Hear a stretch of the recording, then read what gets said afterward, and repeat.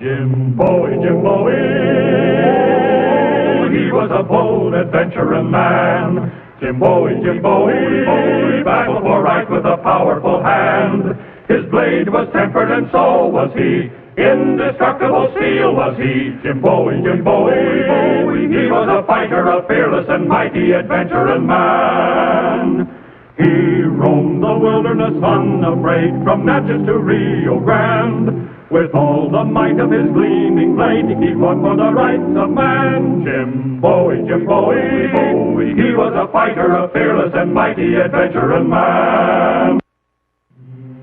Jim Bowie, whose name one day was to be written into the annals of brave men at the Battle of the Alamo, along with those of Davy Crockett and Colonel Travis, is on his way home again, heading south along the Natchez Trace toward his plantation in Opelousas, Louisiana.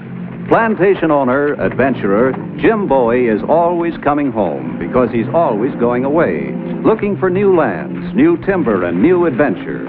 But he never stayed anywhere very long, just until the adventure was finished, and then he'd start drifting homeward again. That is, unless another adventure delayed him.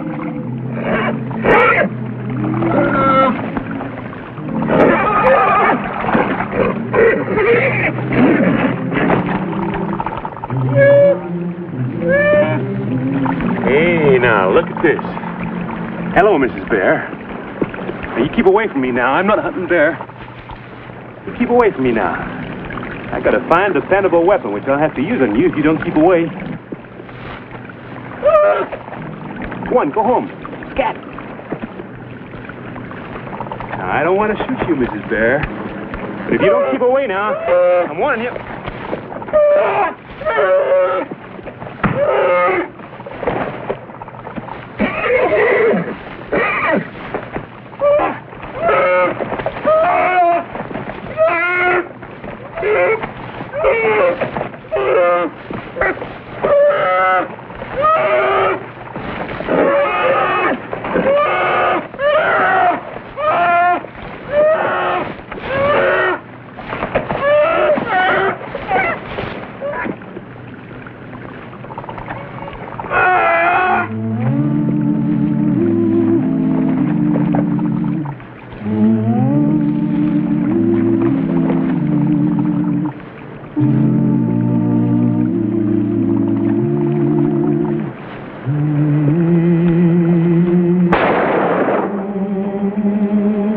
Dependable weapon.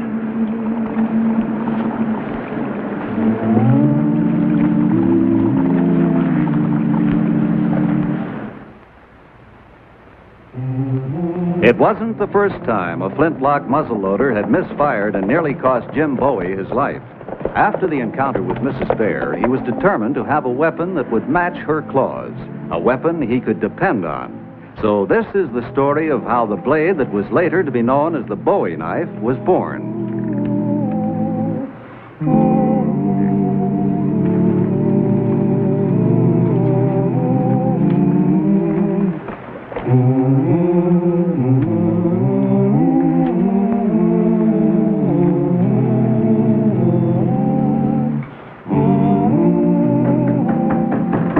Anyone here? Mr. Black? Miss Black? Well, Sam Black don't live here no more, mister. Moved down to the country. Oh. Hey, can you tell me, is there a doctor in town? Yep, traveling doc, over at Yancey's store, making his regular monthly visit.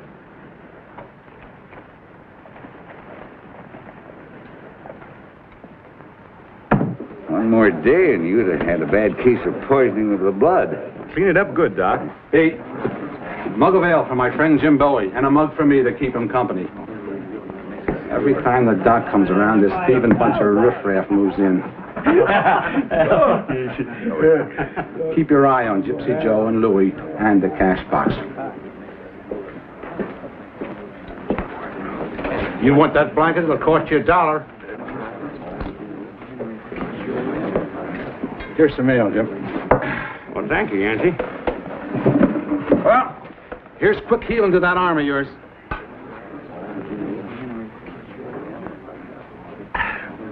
Now, what brings you to Yancey's Corner? Timber? Sugarcane land? No, as a matter of fact, I'm on my way home. Just sold some parcels of land up around Memphis. But that isn't why I come here. I'm looking for Sam Black, the steelmaker. You see, when that bear came at me and my gun misfired, I made up my mind right then and there I was going to get myself something more reliable. I was going to get myself a knife. Skinning knife? Oh, I got a fine selection. I got a skinning knife. What I want's a special kind of knife. The kind of knife I want hasn't been made yet. That's why I come to see Sam Black. I remember my father used to say he makes the best steel in the whole Louisiana. Oh, he used to, but no more. He closed up a shop a couple of years back, got himself a little farm. Why'd he do that? Well, nobody knows exactly. He just up and moved. I'll tell you, boy.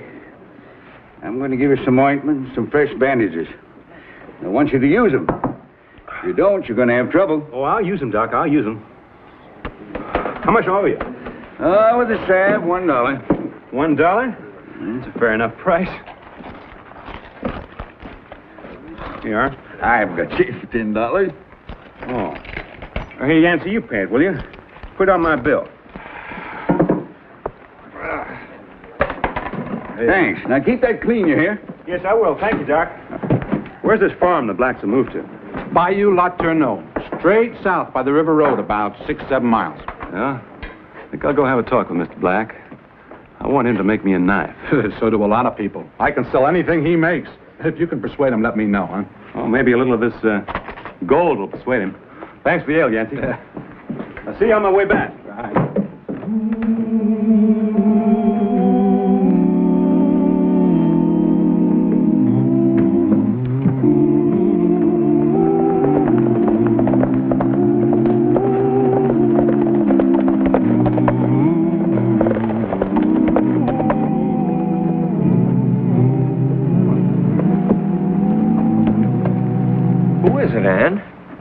I don't know. Well, you remember me, Mr. Black, don't you? I'm Jim Bowie from Opelousas. Don't you remember me? Of course. Mr. Black, it's Mrs. Bowie's boy, Jim. Welcome, Jim, welcome. Hello, Mr. Black. Have you ridden far? From Yancey's Corners. Then you must be tired. I'll get you a glass of Mr. Black's elderberry wine. Well, thank you, ma'am. Now, you sit right down here with Mr. Black, and I won't be but a minute. How is your mother? Well, she's fine, ma'am. Spanking fine. And your brother Reason? He's fine, too. Mrs. Black, Jim's thirsty. Oh, I'm going, Mr. Black. Oh, my. Women sure do love to talk, don't they? That's what my father used to say. That is, when Mama would stop talking long enough to let him get a word in. Yeah, well, we don't have too many visitors out this way. I suppose you're wondering why I've come to see you. There you are. Well, thank you, Mr. Black. This is real social-like of you to call on us, James. My land, what happened to your arm? Or I had a little argument with a lady bear. She out-talks me. Well, that figures. Oh, now, Mr. Black. That's why I come to see you, Mr. Black. I want you to make me a knife. A knife? Next time I have an argument with a lady, I'd like to win it. Well, but Mr. Yancey has a real good assortment of knives. Oh, no, Mr. Black. Those kind of knives are too short to get through the fat of a bear. And they're too brittle when they hit bone. The kind of knife I have in mind is it's a special kind of knife. The knife I have in mind would have a blade about this long. It would be twice, maybe 3 times as thick as an ordinary knife. And be curved toward the tip and double-edged, so to cut 2 ways. And it would be balanced for throwing. So it would have to be made of the very finest steel. So the tip wouldn't break off when it hit something solid. I don't know, maybe I'm asking the impossible. But I do know this, Mr. Black. If anyone can make me this knife, it's you. A double-edged tip. It's a most unusual knife. You have to be tempered 6, maybe 7 times very carefully. But, Jim, that's not just a knife. That's a weapon.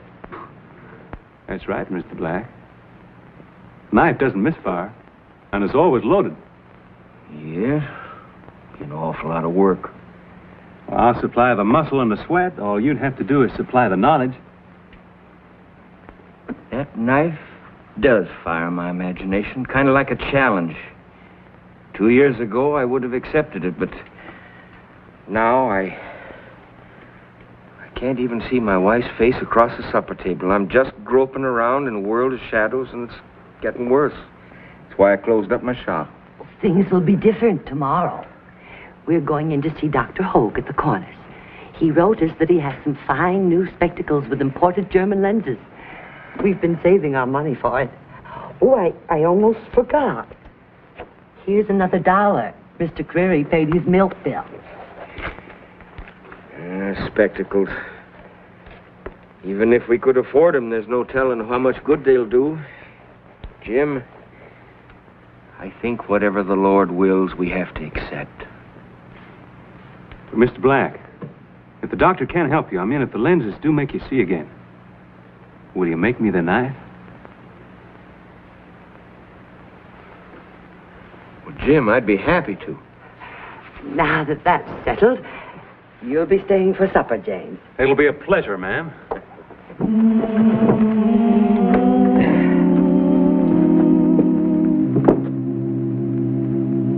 There. That ought to hold you until you get home. Thank you, ma'am. Now, if you have time, I can fix your jacket for you. No, I think I ought to be going now. Wouldn't you like some more coffee, James? Well, maybe just half a cup. Where did you learn to make steel like this, Mr. Black? In the old country. What's the secret? Tempering. It's like a good stew, Jim. It isn't what you put into it, it's how you cook it that counts. I'll get your horse. No, I'll get it. Keep your Finish seat. your coffee. Mr. Black can get your horse.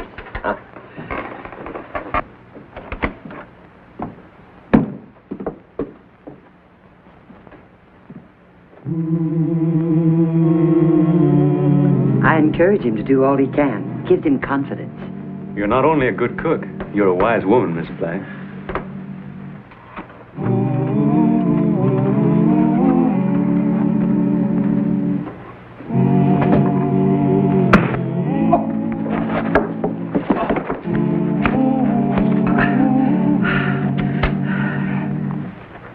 This isn't Bowie. Who cares? His money's just as good. Help! Jim! Help! Help! Jim! Jim, help! Help! Jim!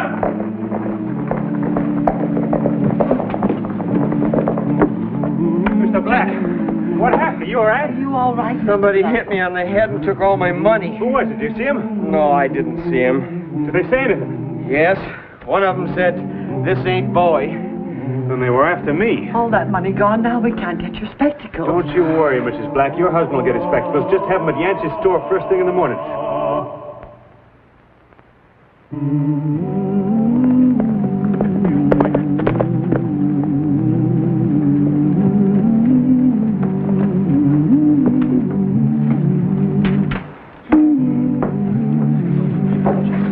See Mr. Black? Yeah, I saw him. He was beat up and robbed. He couldn't do any work. That's why I come back here. Give me a room for the night, will you, Yancey? Sure, just sign the book and give me $1. Oh, better make it $2. I paid the doc for you, remember? All right. You take care of my horse, will you? 50 cents more. There you are. That suit you? Well, don't get mad about it. Everybody has to sign. You look like you can't read. I can read all right, don't worry. I want you to put the rest of this gold in the safe for me. I ain't got a safe. It was stolen. Oh, well, give me a room with a good strong lock on the door. Ain't got no keys. One by one, they just come up missing. This is a fine hotel. You make it easy for thieves, don't you? Well, if you're so scared of getting robbed, just shove your bed against the door. Oh, that's not good enough. Give me a hammer and some nails. I'll nail the door up. You shouldn't carry so much money anyway. Well, I have to till I get to the bank in Opelousas. Here, nail yourself a number 6 down the hall. Number 6 got a window? One of my best rooms. Plenty of fresh air. Good. Fresh air is one thing I like. Good night. Good night. Beats me. Traipsing around the country, carrying a fortune on him, just looking for trouble. Give me a nightcap, Pete. Make it a double.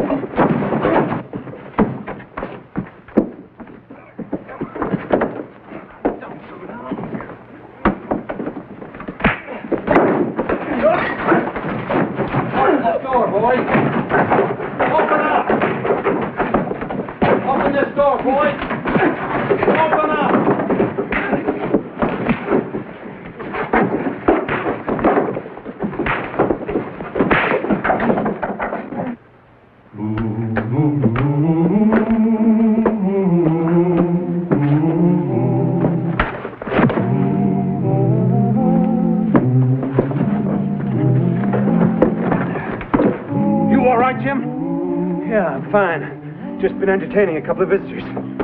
You know these two? Yeah, it's Gypsy Joe and Louie. Yeah, these are the two who robbed Mr. Black, all right? This is his money pouch. Well, I've been watching these filthy scum for a long time. You got any place we can lock them up while we send for the sheriff? Yeah, I got a hog sty out in back. It's full of fertilizer, though. Yeah? Just the place. You grab the other one. Right. Now, just a minute. Now tell me when the small letters are clear.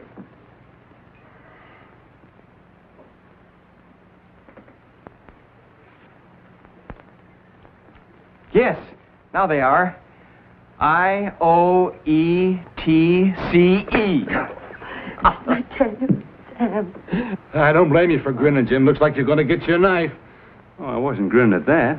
You know, you need 2 pairs, Mr. Black. Oh? Yeah, one for close work, one to hand on, and another pair for distance. Mr. Black, can you identify these 2 gentlemen here at the counter? Of course I can. That's my old friend Yancey and Jim Bowie. Thanks for giving me my eyes back. Sam, I didn't. Oh, wait a minute. You're all blurred. My close glasses, if you please, Mrs. Black.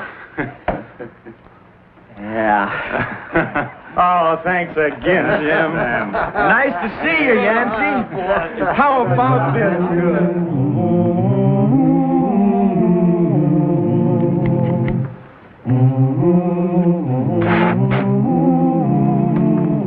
The balance should be about there, throwing. Say, 1 complete turn in 30 feet.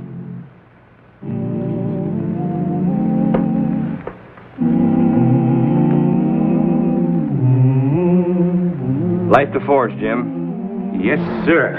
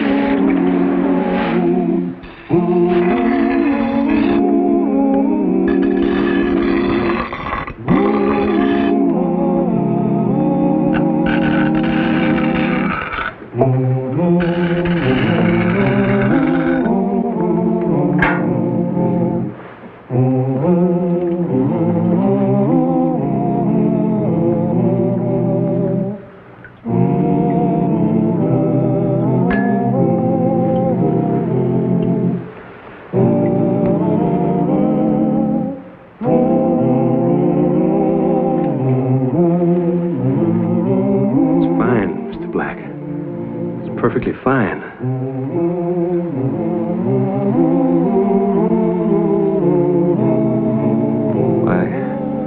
I never seen a piece of steel as fine as this in my whole life. There's a lot of gratitude in that blade, Jim.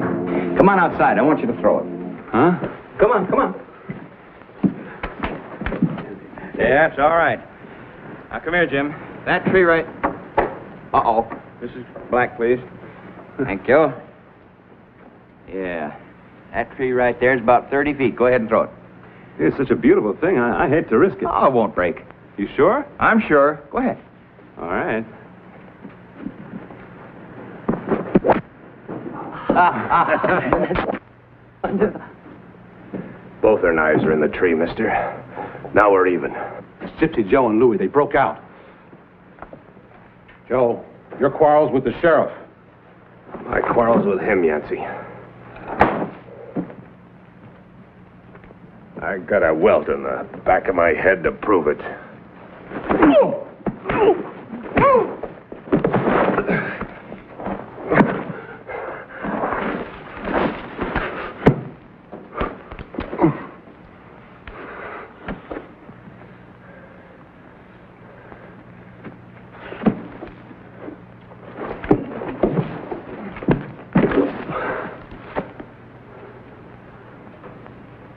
Well, now.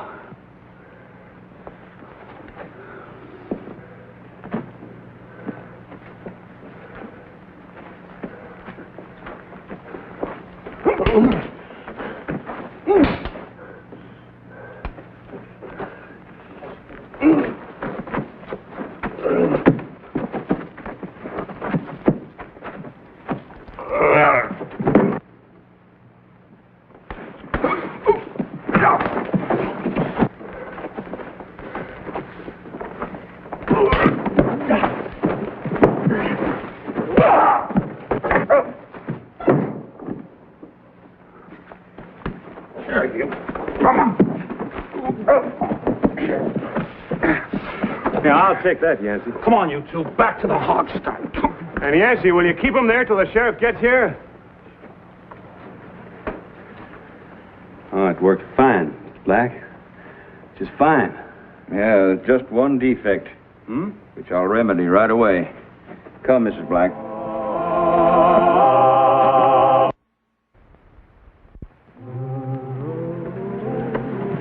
Here you are, Jim. Hey, put a strip of brass along the back. Yes, the brass is softer than steel. Catch your opponent's knife and his blade won't slip off so easily. My opponent? Mr. Black, I didn't want this knife for fighting men. Jim, there are men in this world who are more savage than beasts. Use this wisely and may it always protect you. Thank you. I made this for it, James. Well, thank you, Miss Black. Thank you both very much. Take care of yourself, Jim. I will. Goodbye. Give my regards to your mother.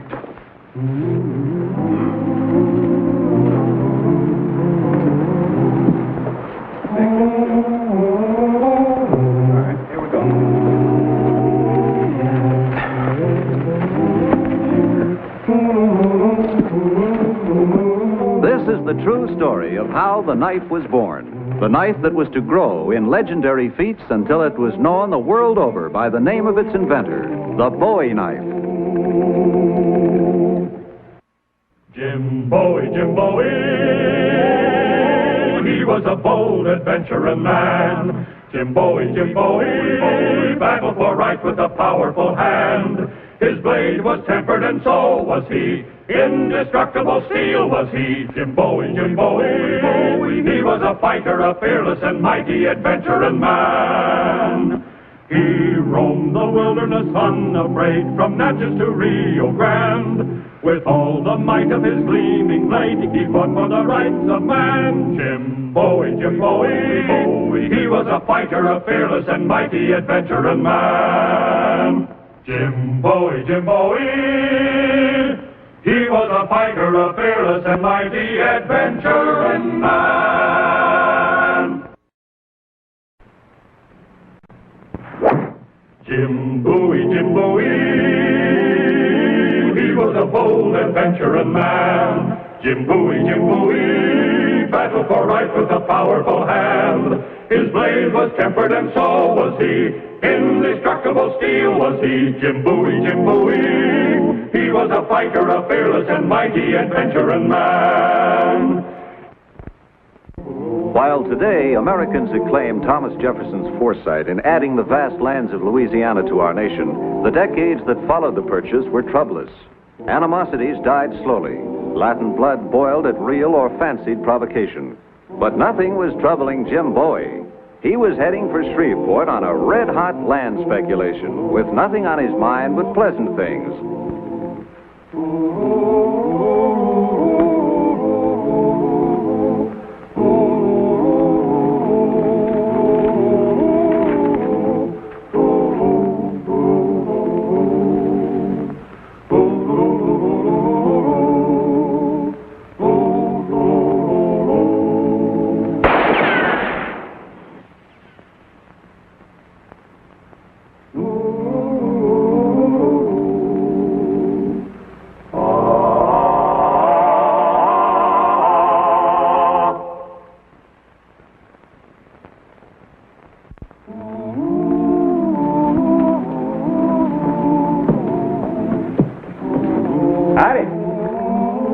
Sheriff in? Where is he? Oh, thank you.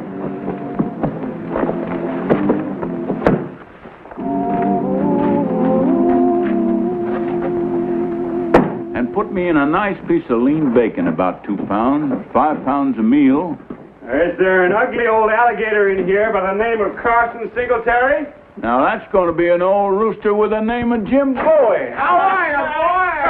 How are you? Well, you're not getting any prettier, are you? Oh, I don't know about that. Hey, I want you to meet the folks here, Mr. and Mrs. Nelson. They own the store. This is Jim Bowie from Opelousas. Hi, sir. Howdy, Mr. Bowie. Hey, you're bleeding a little there. Oh, it's just a little scratch. How come?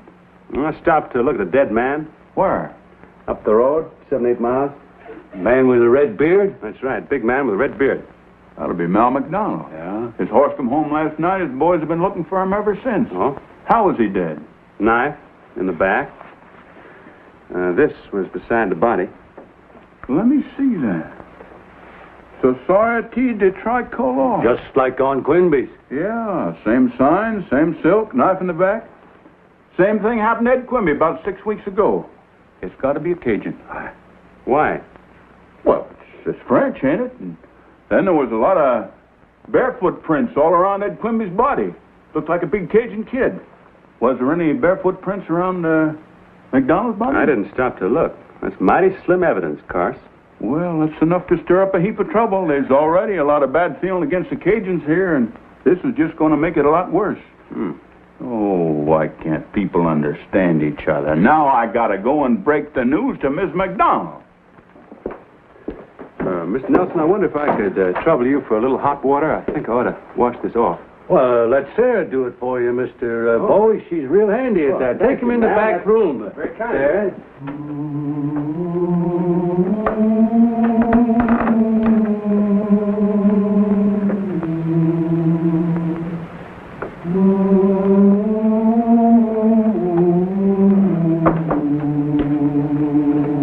Howdy. First. No trade. Powder, Howdy. lead for shot, Yes. salt, flour, pepper, traps. Her foot was made for a silver shoe. Oh, my love, a dear. Her hair was black as a blackbird's wing. Her smile as shy as a flower in spring. And her love was sweet as a dream come true. Oh, my love, a dear. Oh, my love, a dear.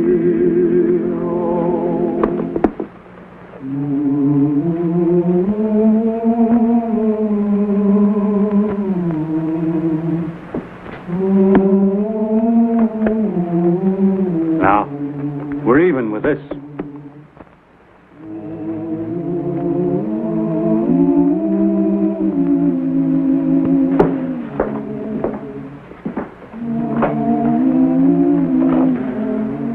Look like pearls. They are pearls from mussels in the river. They're for the Paris trade. All right.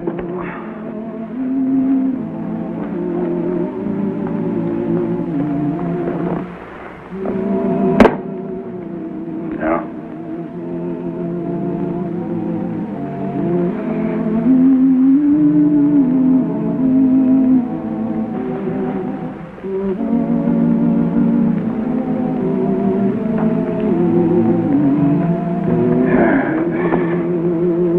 And $3. $8. Yeah.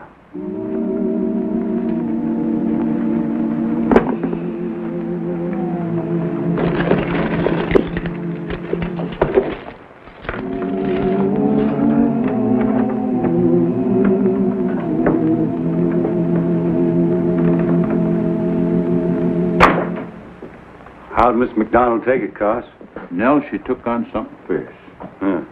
You better go over there, sir. Maybe you can help out some way. It ain't any use. Nothing to do but for her to go up there with the boys to fetch the body back. You said 8 miles, Jim? Yeah, about. Well, I won't be back for 2 or 3 hours, but there sure is going to be trouble. Them boys are out to kill somebody, and they will, too, if they catch them. Carson, let me have a look at that piece of silk I found. Yeah. You saw that Cajun boy with the Indian girl? Yeah. I just saw Mr. Nelson some pearls. Muscle pearls, little ones. Had them wrapped up in this red silk. Had 2 more pearls and a piece of blue silk. Red, white, and blue. Colors of the flag. Flag of America? Well, the flag of France. Tricolor. Société du Tricolore. And he was barefooted, too. Mm-hmm. Now, wait a minute, Carson. That's not enough evidence. It's just an idea. Well, it's enough for me. Thanks for the court plaster, Miss Nelson.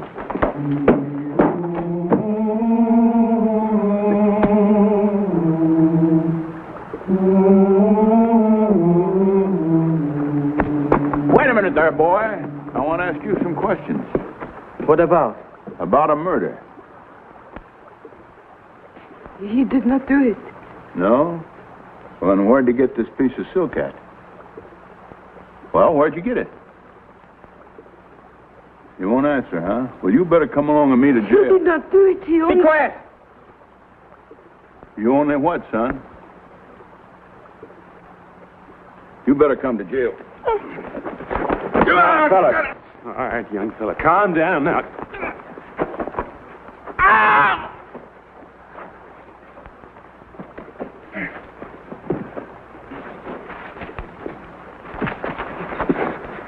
Who is this wildcat, your sister? Well, from the fight she just put up, she's either his mother or his wife. I am his wife.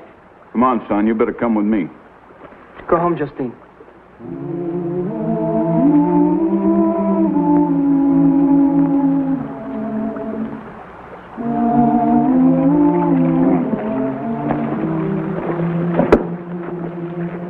Son, them was your barefoot prints up around Ed Quimby about 6 weeks ago, wasn't they?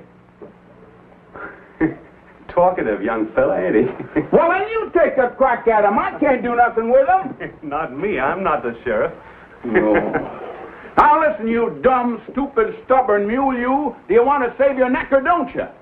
Do you want to hang? Well, if you don't, you better say something. Cars, he told you his name.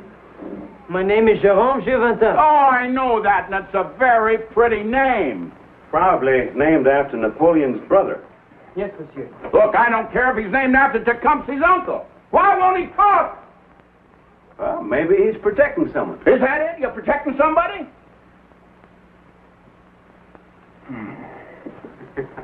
Well, I wish you was. Wish I was what? The sheriff. Because now I got to take this silver-tongued order cleaned up to Champlain. I got enough trouble here. Why Champlain? Because that's where the judges are sitting. That's the county seat. Hey, you could take them up there for me.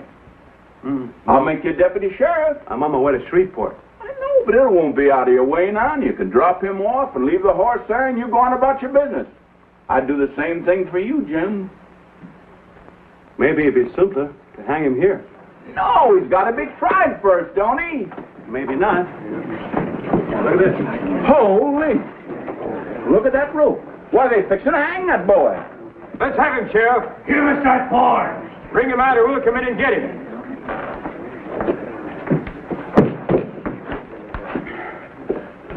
Oh, geez. Don't let them kill me, monsieur. No one's going to hang you, son. Well, I don't want to shoot them boys. It's my wife, monsieur. She would be alone. She's only 16. Sit down, Jerome.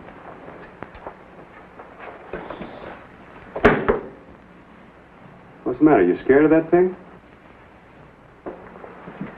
All right, Cars, put a star in me. I'll take it. Hey, what's this all about? He never knifed anybody. He doesn't even know how to hold a knife, let alone throw one. And you'll take him? You really will? Give me the keys, just handcuffs. Yes, sir. Boy, I sure am obliged to you. Got to swear you in. Shoot. You solemnly swear... Wait a minute. Gonna have to raise my right arm? Forgot all about that. That's the big thing. You solemnly swear to uphold the law and defend the Constitution of the United States, so help you God? I do. You're a sheriff. Where's my star? But I haven't got a star. The only one I... well, in that Oh, wait a minute. Here. Take mine. Well, now, look at this. I'm a sheriff. No, you're a deputy sheriff. Put the key to your handcuffs in this pocket. You remind me if I forget where it is, will you? Oh, you old rooster, you never will change, will you? Here, whoop! Take this. Oh, I'll take my rifle. No, a deputy needs both hands free. Take this. All right, let's go out and face some people now.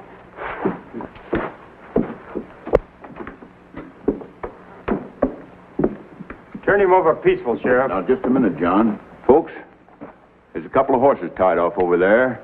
This boy's going to mount one of them and ride up the river to Champlain in the custody of Jim Bowie here, deputy sheriff, who's going to make certain that guilty or not, he gets a fair trial. Now, just a minute, Miss McDonald. I'm sorry for your loss, I really am, but we got a way of running things in this country, and that's the way we're going to run them. Oh, no, you don't. We want that murderer. You bet. We want that murderer. Wait a minute. You're all Americans, aren't you? We all are. All Americans. Some of you men may have fought with Andy Jackson. Some of you even with George Washington. What were you fighting for? To hold on to your independence, wasn't it? To hold on to your rights. Well, that's what this boy's going to get, his rights. It's American justice. He's going to get a fair trial. If the jury finds that he's guilty, he'll hang. If the jury finds that he's not guilty, he won't hang. Now, I'm going to put him on that horse and take him to Champlain. And if you want to stop me, you're welcome to try. Come on, son.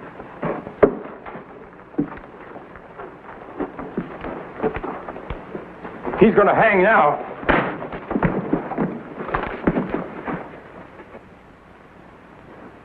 You cover me, Carson.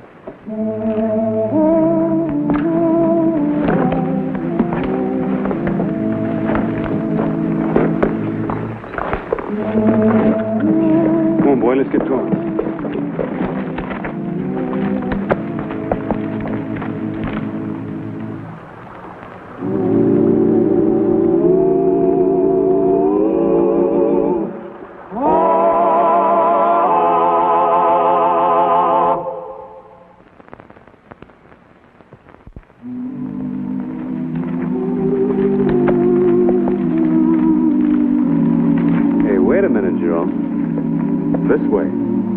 One can go this way, monsieur, to Champlain. Sure you can, but it's a lot longer. Come on.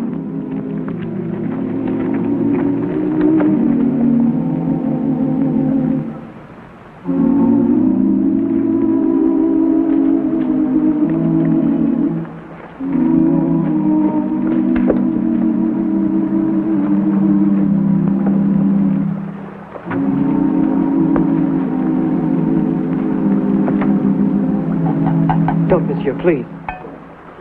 Well, we have to call the ferry, don't we? No. He is sleeping, the ferryman.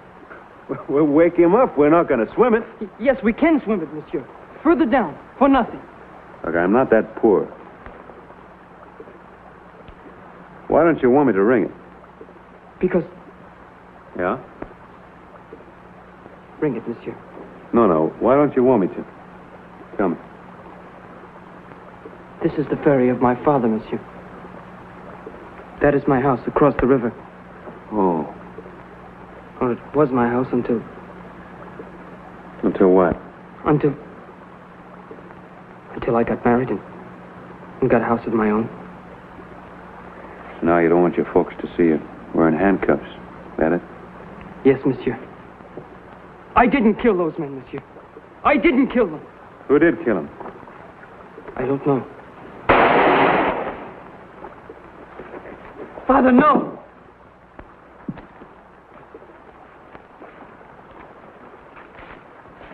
Justine, you shot him? Oui, come, the canoe. No, wait. He lives. The key.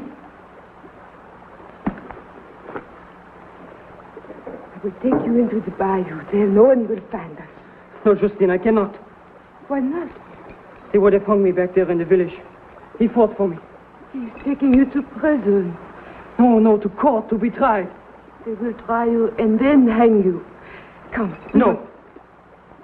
We will take him to my mother. In the canoe.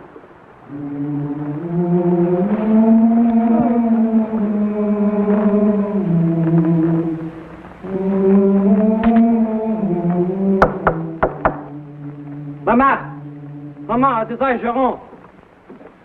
Jérôme?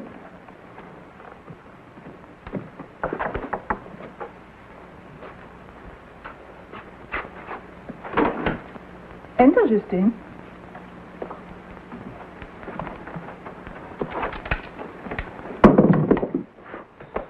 We must help him. He has been shot. If your father finds him here, he will... Where is father?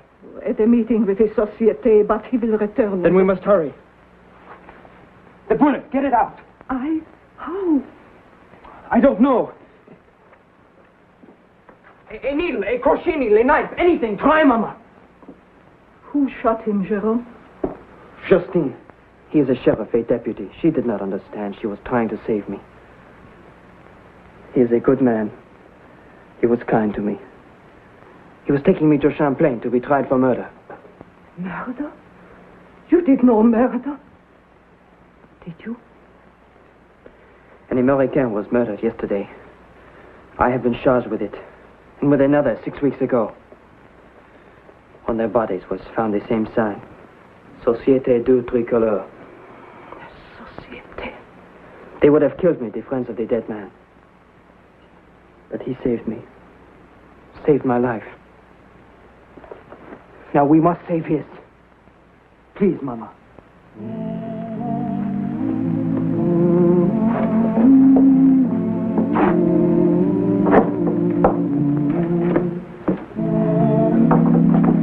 Who are you? Justine. Jérôme's Indian girl.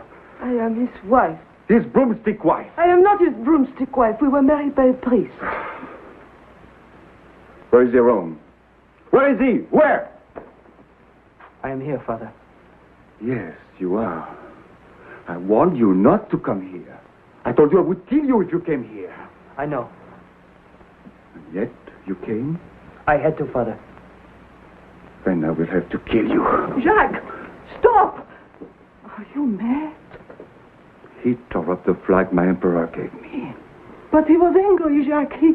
He tore up the tricolor.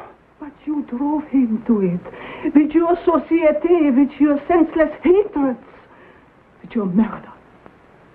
The men I killed were our enemies. They have stolen our country. But this is our country. Louisiana, and your emperor sold it. His enemies sold it. He would never sell it.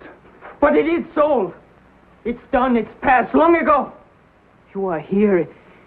Not in Austerlitz or Waterloo. You are in the land of the Americans. I am an American. Can't you understand that? You are a Frenchman living on French soil. When I hid the body of Mr. Quimby, the dead American you murdered, I realized what I was. That's why I tore up your tricolor. And I'd do it again if... Who's that? Who are you? My name's Jim Bowie. Bowie. An American. You brought him here to my house. Yes. Then we will fight. He for his country and I for mine. No, he cannot. He's too weak. Can't you see? Then you will fight and die as I warned you. No, Jacques. Defend yourself. I do not want to fight you. En garde!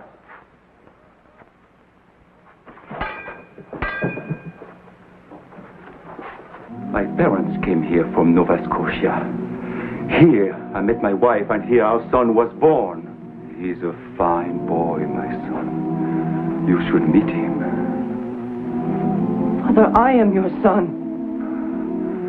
I was a boy myself when I came to fight for the Emperor. Father, you're in America. A brave soldier, he called me. The Emperor himself. Who is that brave, bronzed soldier, he said. He said that to my captain. Father, you told us. Will such a brave soldier be deported from New France? Be driven out like his father was from Acadia? Our days here are numbered. In New Orleans are the ships to take us. There are no ships to take us, Father. The Americans do not want to drive us out. Drive us out? They will never drive us out. Now die for France. Please, Father. Vive la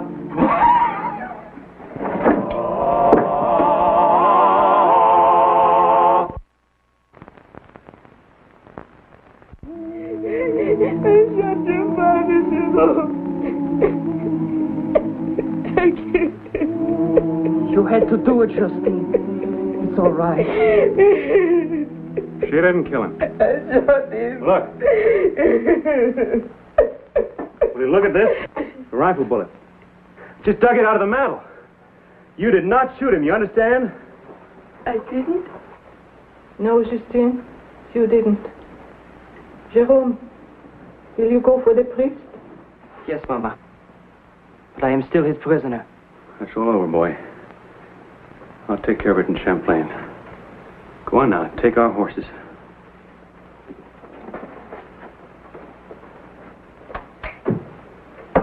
I'm ready now, monsieur.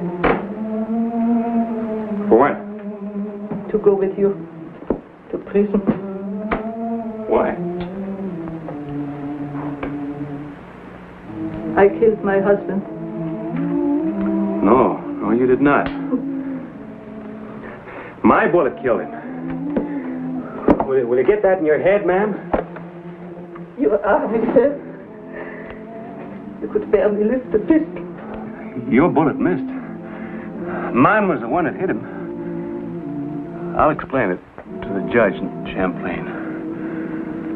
Ma'am, if you'll forgive me for saying so, I don't think the man I shot was your husband. I mean, the man you married had changed into something entirely different. And in any case, my bullet killed him. Yes, monsieur. I understand.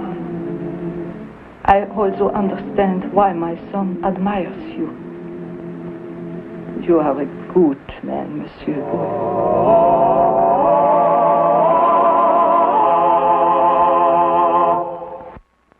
And here's the star of our show, Scott Forbes.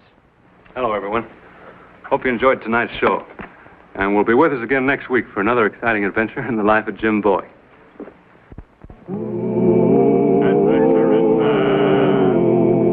Adventuring man, Jim Bowie, Jim Bowie.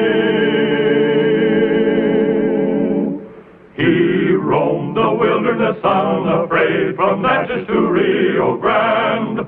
With all the might of his gleaming blade, he fought for the rights of man. Jim Bowie, Jim Bowie, he was a bold adventuring man. Jim Bowie, battled for right with a powerful hand. His blade was tempered and so was he. Indestructible steel was he. Jim Bowie, he was a fighter, a fearless and mighty adventuring man.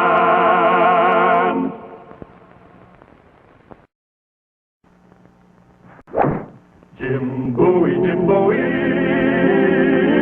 he was a bold adventuring man. Jim Bowie, battled for right with a powerful hand. His blade was tempered and so was he. Indestructible steel was he. Jim Bowie, he was a fighter, a fearless and mighty adventuring man. This is Cajun country, the heart of Louisiana.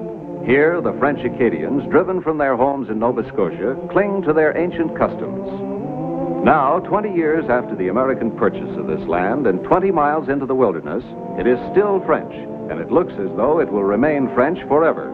For Americans are looked upon with suspicion and enter Cajun country at their own peril.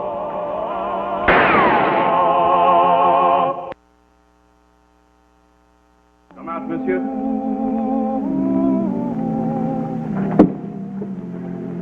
Careless shooting, mister. You could have spoiled a good pelt. The only pelt I will spoil, monsieur, will be yours. Drop them. Why, aren't they for sale? You're not a Western company, man. No, I'm nobody's man. I'm Jim Bowie from Opelousas. Howdy. And you come to Cajun country to buy furs? Why not? It's good fur country. I do not sell to outsiders, monsieur. Not even if I pay you top prices? In gold? Save you a little trip.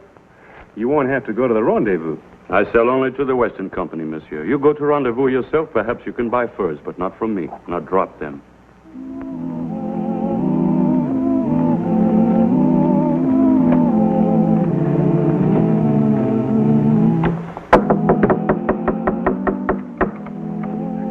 Howdy.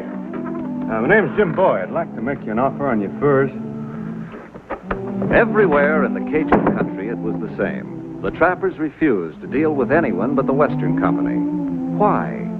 Bowie was determined to trade in furs, so he went for an answer to the spiritual leader of these simple folk, the parish priest.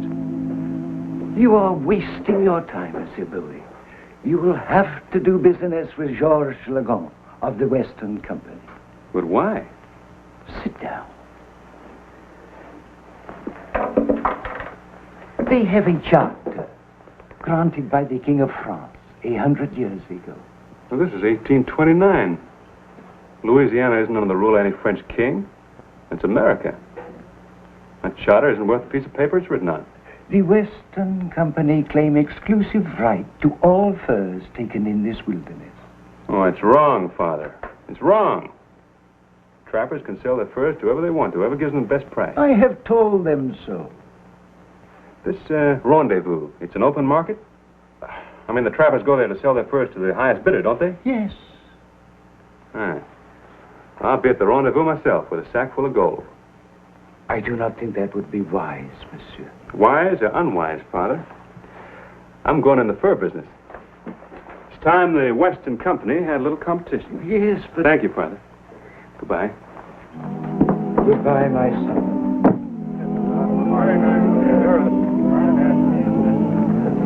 Come on, Chateau. Come on.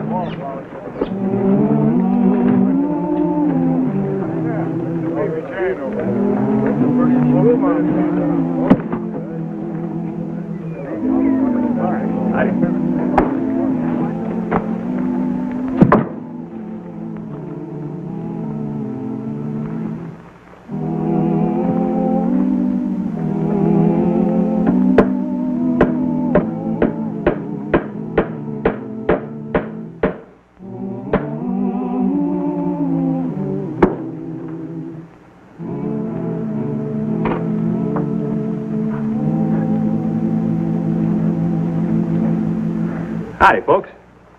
Well, I'm open for business. Here's my sign. These are my prices. And I'm paying gold. A $10 bonus to the first one of you who sells.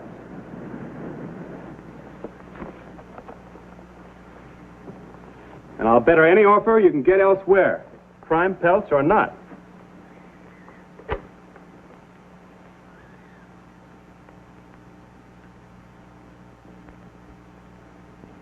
What's the matter? You don't speak English?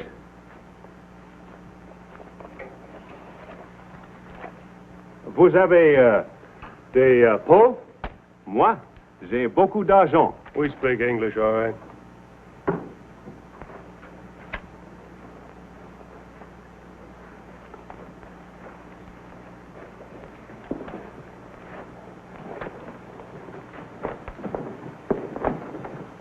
That sign, it spoils the front of the shed.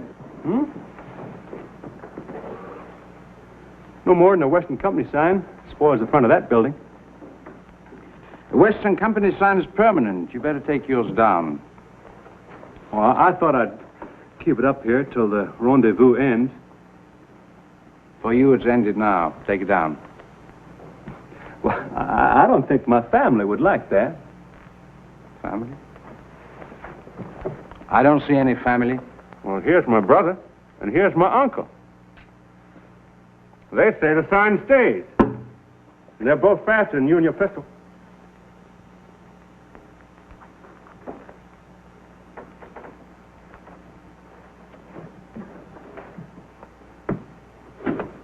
No one sells him anything. Huh? No one.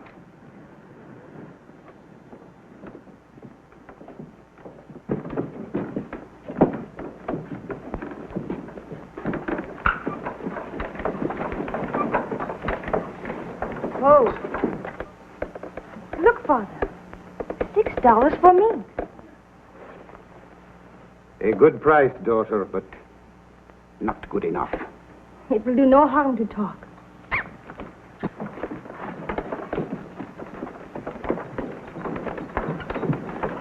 Oh. Monsieur Bowie, Howdy, miss. you have permission from Monsieur Legrand to trade here? I don't know, Mr. Legon. You stay here, you will. A good price, I am sorry we cannot sell to you. These are the best bunch of pelts I've seen yet.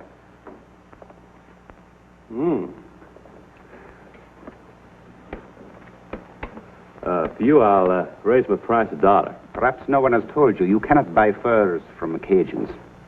100 minks is $700. Your daughter has a good head for figures, sir. We have otters and muskrats, too. Name your price. I'll buy the lot. You'll buy nothing, monsieur. Drive on, Jean, please. But, Father, we could pay off our debts. My money's good, I assure you. Keep your money. It is no good to us. Drive on, Jean. Legon will not like it if he sees us talking to this man. I'm not worried what Legon likes or dislikes, sir. I'm sorry, monsieur.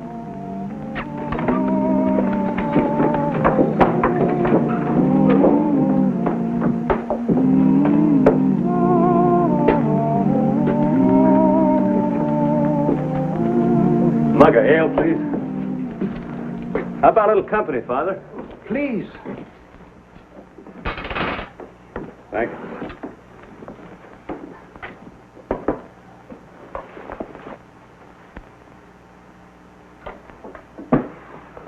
Who are they? Paul Brasseur and his daughter Jeanne. She is a better trapper than he is. Come, Jean. We must go to the blacksmith. Go on, Father. I will join you.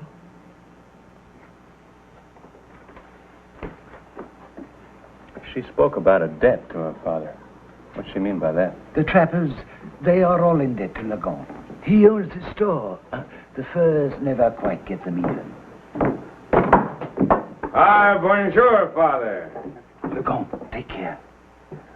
And whose soul you trying to save now? The saving of souls, Monsieur Legon, is in the hands of heaven.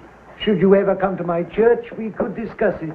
You want to grapple with the devil, eh? First this way and then that. Tearing down your sign was much easier. Give him back his sign, Brisac. Voila.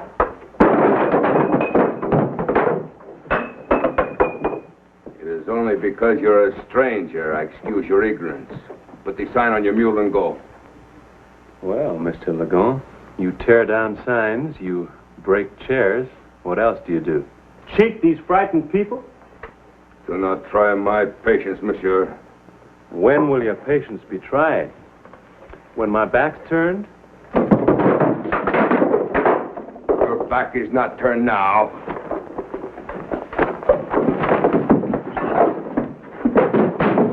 Have a drink.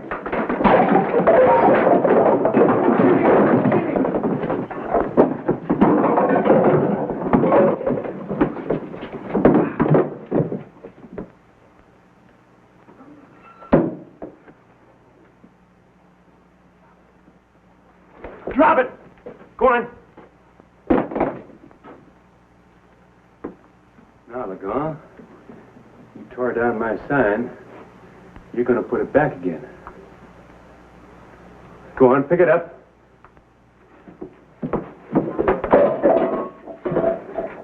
This sign will be part of your coffin, boy. Come on. Go on, move.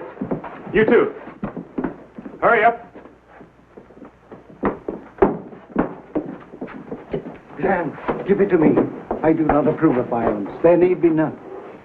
If all of us would stand against Legon, perhaps this American could help us. It is an easy thing to say, my child. But when he is gone, who will protect my wife and children? You, Henri? When my house is on fire, where will you be? And you, Louis? Stand together. How can we? The gun can crush us one by one. I'm afraid he's right, Jean. They are cowards. One strong man does what all of you cannot do. I'm going to sell him our furs.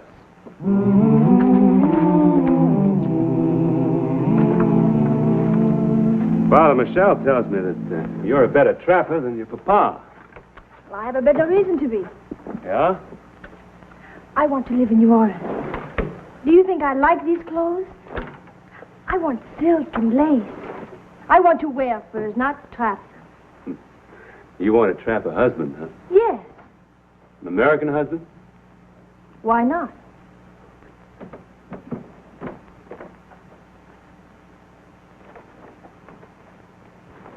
Jean, what are you doing?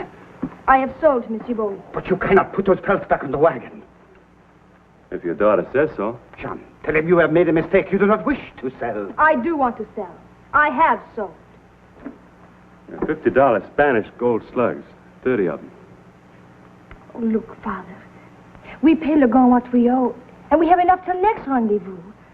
No more debts. We're free. No more debt.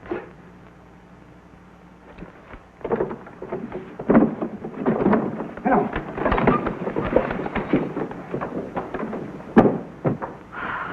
One more season like this. Then I go trapping in New Orleans. That's my prediction. You'll catch very big game, mademoiselle. Yes, mademoiselle. Monsieur Bowie. Hello, Father. Look, prime pelts. The ice is broken.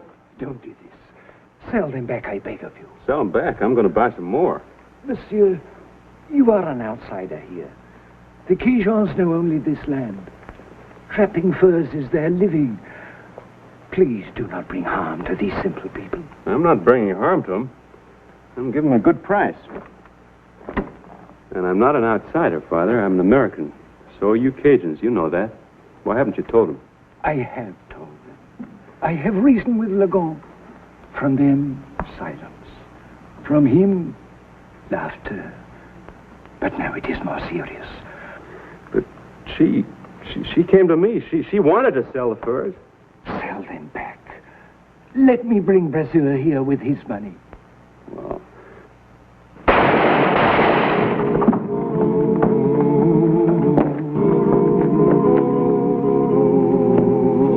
Oh, what is it?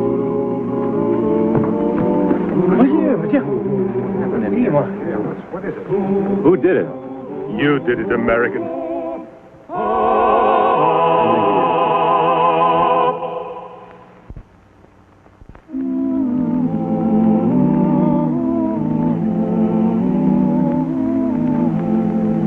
Sorry, mademoiselle. Very, very sorry.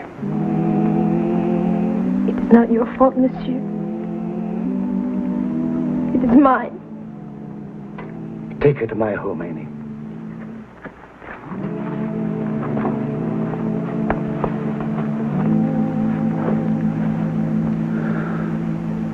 Well, who did it? What's the matter with you people? Don't you realize you're free men in a free country? What are you so scared of? You know the man who did this. Name him. Father, you tell him. They all know it was Legon or one of his men. Yet their tongues are tied.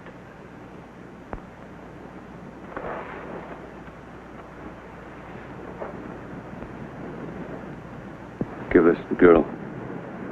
She may need it.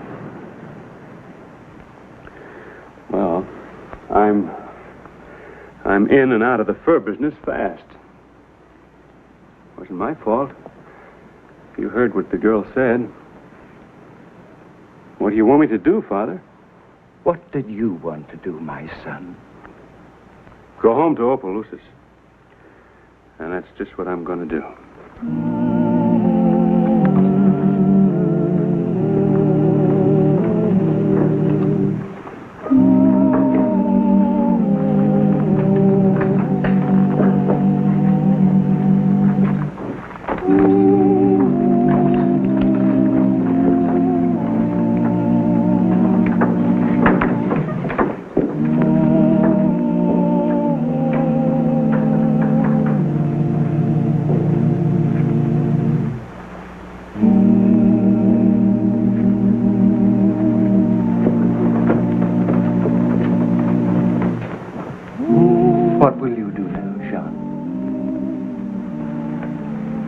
Go home.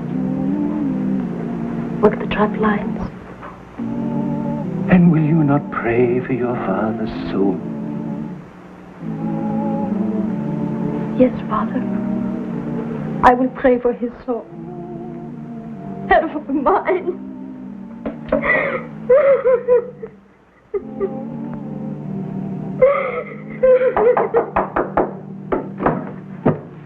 Monsieur Bowie, you went home. Well, I came back. Mademoiselle? Why did you come back? Of course, I saw the way you looked at me. Both of you.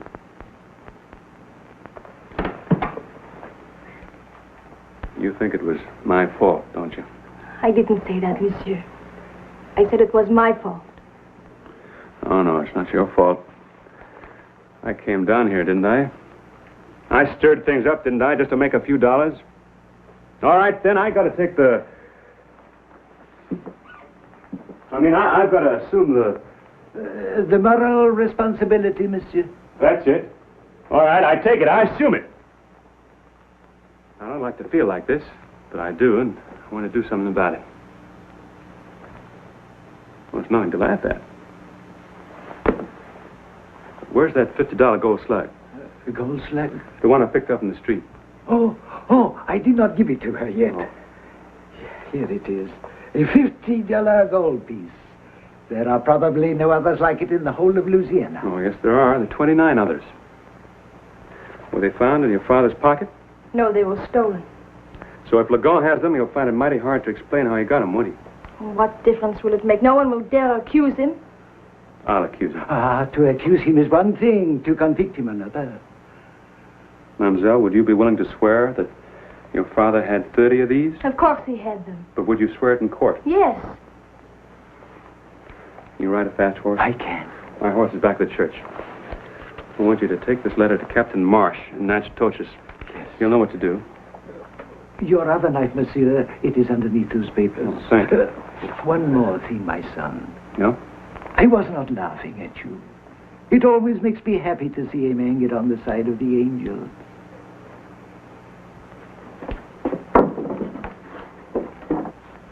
I'll keep this for now, mademoiselle. Now, if Lagon has the gold, where do you think he'd keep it? I don't know. Does he have a safe or a strong box, anything like that in the store? I never saw one. He wears a belt with pockets. A money belt? He gave us some money from it once. Then first thing tomorrow morning, we're going to have to take a look. Come on, Jezebel. Come on. That girl. Hi. What's your price on mink? 10 cents to you. 10 cents? That's kind of low. Can't you do better than that? I'm selling. You're not selling here, so keep going. Well, prime pelts. I'm paid a high price for them. But I'm willing to take a loss if you pay in gold coin. Boy, I'm a busy man. Get that mule out of here. All right. Come on, Jezebel. Now, Jezebel, come on. Jezebel. Come on, be a good girl. Jezebel. It's no good. Jezebel's in one of her stubborn moods. You can't move her when she's like this. Not even if you put a fire under her. Well, while Jezebel's making up her mind, maybe you'd like to take a look at one of these $50 gold slugs. Ever see one of these? If you don't move that mule, I will. I wish you would. Brisac, if that mule is here in 10 seconds, shoot it. Oh, Brisac, you wouldn't shoot Jezebel, would you? Just wait 10 seconds and see, monsieur. I'll tell you what I'll do. I'll bet this $50 gold piece that Brisac doesn't shoot. It's a bet. All right, you tell him to drop the gun. Go on. Brisac, drop your gun.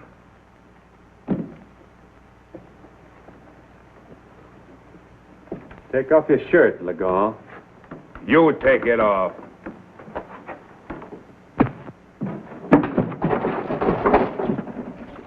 Now I will crack your skull open. Come closer, monsieur. We'll see how expert your knife hand is now. After the button's your shirt. Stand still!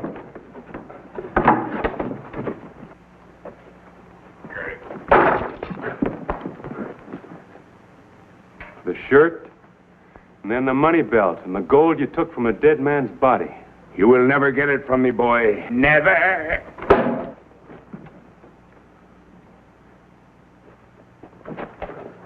Let me get my hands on you, boy, just once.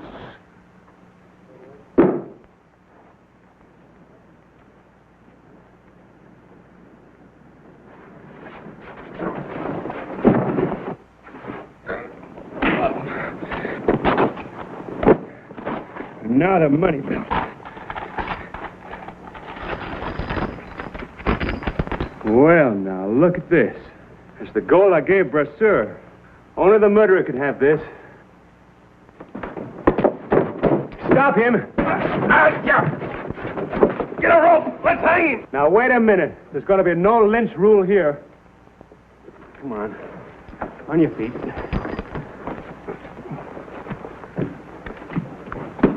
Here. Father Michel is on his way from Natchitoches with a representative of the law. They may be guilty, but they got to have a trial. Go on, lock them up. Come on.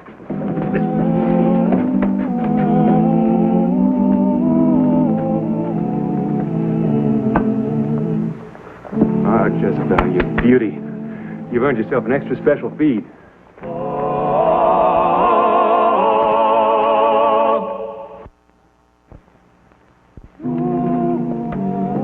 I have asked you to assemble here today to meet Captain Marsh. He has something to tell you. The Western Company has been operating in violation of the law. Its claim to an exclusive right to your furs under a French charter are false. You have the right as American citizens to sell your furs anywhere you please, to anyone you please. Hey. You don't have to forget your French heritage. It's a great one. Liberty, equality, fraternity. Just another way of saying you're American. Thank you, Captain. I'll be here at your next rendezvous. And if anyone outbids me, you sell to him. We do that. Oh, I was almost forgetting. 30 of them. $1,500. That ought to take you to New Orleans. Thank you, monsieur. I'll be going there soon. Good trapping.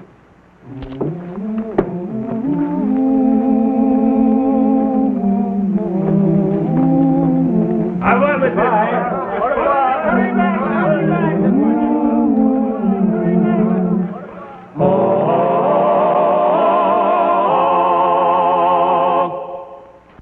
And here's the star of our show, Scott Forbes.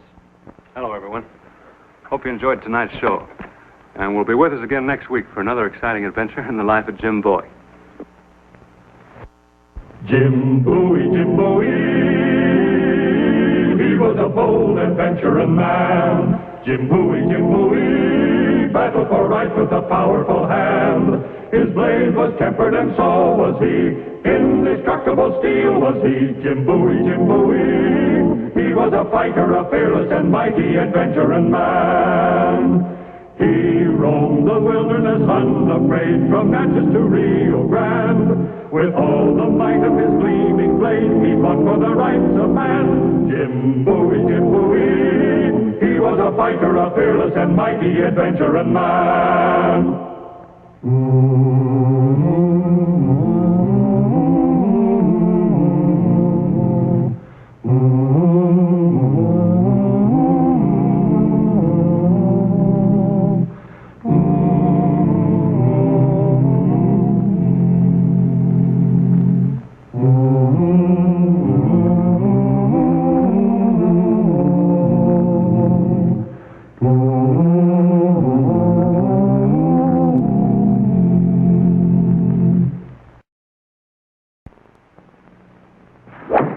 Jim Bowie, he was a bold adventuring man. Jim Bowie, battled for right with a powerful hand. His blade was tempered and so was he. Indestructible steel was he. Jim Bowie, he was a fighter, a fearless and mighty adventuring man. In 1829, Louisiana had been an American state for almost 20 years, but still present were many evidences of the Spanish and French rule of the previous century. This is the story of one American and two of those heritages, Spanish cattle, Cajun women, and Jim Bowie.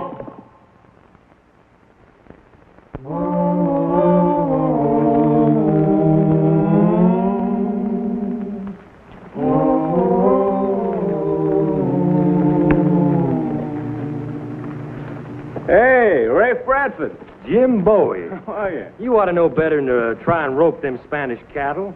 Why, that's man's work. Yeah, look at this pommel. Broke right off. Clean as if been cut. Yeah. What you need is one of these big old Spanish saddles like this in here. Big old horn reinforced with iron. There ain't no steer critter alive gonna pull off this horn. Don't care how shag nasty he be. That's a fine saddle, all right. Where'd you get it? I won it playing coon can last year over at Nakatosh, off a cowboy. Yeah, it's a real antique. Awful hard to come by. You like to buy it? Huh? How much? Well, I'll tell you what. Being you're an old friend and neighbor, you know, I'll trade you your outfit for mine, horses to boot. Well. You've been running him hard, haven't you? Oh, I'll admit it. I'll admit he's not too long on wind. But seeing as you're getting the best of the saddle, I should be getting the best of the horse. Kind of cowhocked, isn't he? I'll admit it. I'll admit he's not much on a race course. But if you're fixing to run steers, he's better than the one you got. Yeah, just sort of goes under this saddle. Knows how to pull up real sharp when he feels the steerer tugging at the other end of the rope. Ray, you running away from something? You in trouble? Me? In trouble? Now, Jim, you ever heard of me in trouble? I never heard of you out of it. Oh, I'll admit to fighting and brawling, but that's little trouble. You ever heard of me in big trouble? Then why are you so greedy for a fast horse? Well, it's a speculation up in Natchez way. Oh. If I can get there fast enough, I stand to make a fortune. Now, speak up, Jim. Are we swapping or am I riding on? Well, tell you something, Ray. Last time I was in Natchez, I almost made a fortune myself. A fella tried to sell me something, a real bargain, for $1,000. Well, what was it? A gold brick. Now, you get that cowhawk, jug-headed hay burner out of here. I should have known you'd be too smart at horse trading for me, Jim. Well, I guess this is the end of steer running for me today. Now, wait a minute, Jim. Seeing you're set on steers, why don't you take my saddle? No swapping, just a loan. No, thank you, Rafe. I'm not that set on it. Why not? I'm only riding home. I thought you said you was going to Natchez. No, that's just horse trading talk. Oh. I'll tell you what. Take my horse with us. Save us both unsaddling, and you can bring it back in a day or so, and I'll just ride home on yours. Well, I would like to get that steer. Sure you would. Now, you just get on this horse here and try a good saddle, huh? Yeah, stirrups about right? Yeah, stirrups are fine. Hey, Ray, you're being mighty obliging. Well, I hadn't ought to try to outslick you. Wasn't very neighborly, I'll admit it. You know, I'd just as lief poke you in the nose. I feel I'd cussed with myself. Anytime you feel like poking me in the nose, Brother Rafe, you're welcome to try it. Well, now, the next free minute I have, I'll just drop by your place and take a lick at it. It shouldn't ought to take much longer than a minute. Hey, you got a pretty high opinion of your fighting ability, haven't you, Brother Rafe? I'll admit it.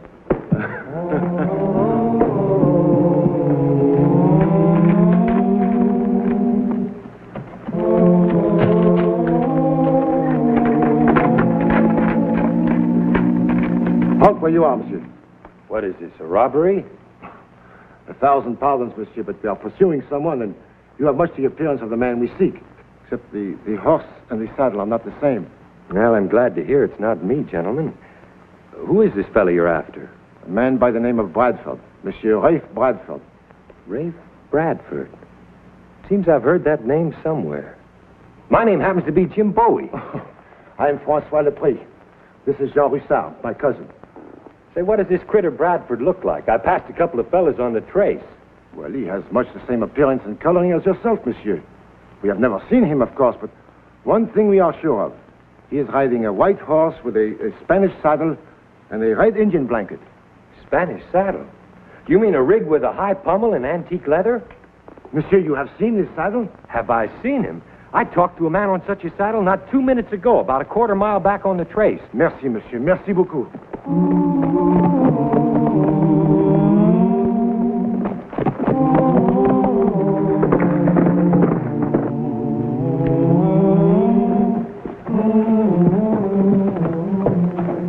Howdy. Halt, monsieur. One move, you're a dead man. Huh? Well, if you're looking to rob me, you're out of luck. Everything I own's in plain sight. We do not want your money, monsieur. We want you. Me? Did you not just admit to owning that saddle, monsieur? Oh, no. No, don't tell me Rafe Bradford just swapped me a stolen saddle. Is the saddle yours? None of your American tricks, monsieur. You'll please to come with us. I don't like going any place unless I know why. Least you can do is explain. Monsieur, you have done a shameful thing to an innocent girl, the daughter of my sister. You have kissed her, and you have run away. I've kissed her, and I've run away. According to the customs of my people, monsieur, a kiss is a promise to marry. So that's why, Rafe, you think that I'm... No, look, mister, you've got the wrong man. You're looking for Rafe Bradford. I just swapped horses with him not a few minutes ago. I'm Jim Bowie. I'm sorry, Mr. Bradford. He said he was Jim Bowie. No, I'm Jim Bowie. He's Rafe Bradford. Now, you will come with us, please. Where are you taking me? To our village, monsieur. And remember, we have the guns on you. Now, go.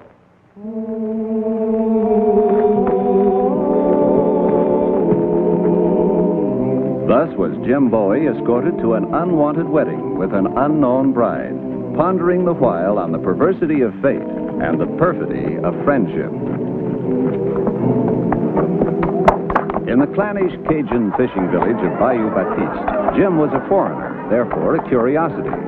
The ladies were fascinated, the men reserved, the bride nowhere to be seen. Annette! Annette, viens ici tout de suite!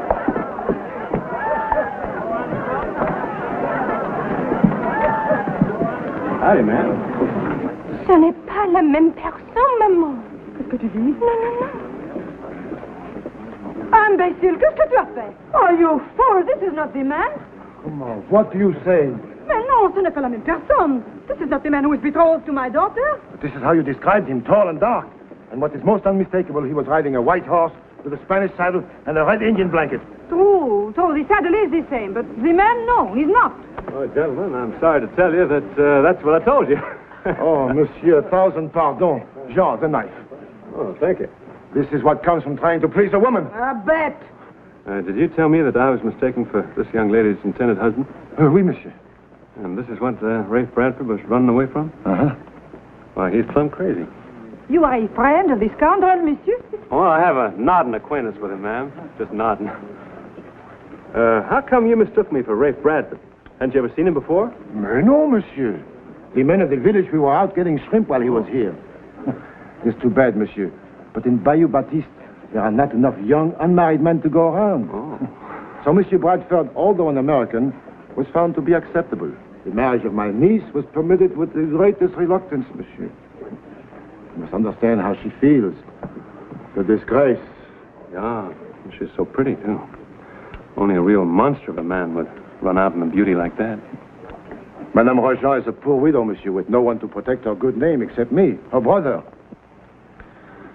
Monsieur, you are free to go any time. But we would be most happy if you would honor us with your presence at the wedding festival tonight. There was to be 2 weddings, of course, but now there will be only one. You will stay, monsieur? Well, it'll be my honor, sir. Thank you. Mademoiselle Rojan, my heartfelt sympathies. Merci, monsieur. And I can only say that Rafe Bradford's a bigger fool than I thought he was. Monsieur, you would like a drink, no? Yes, sir.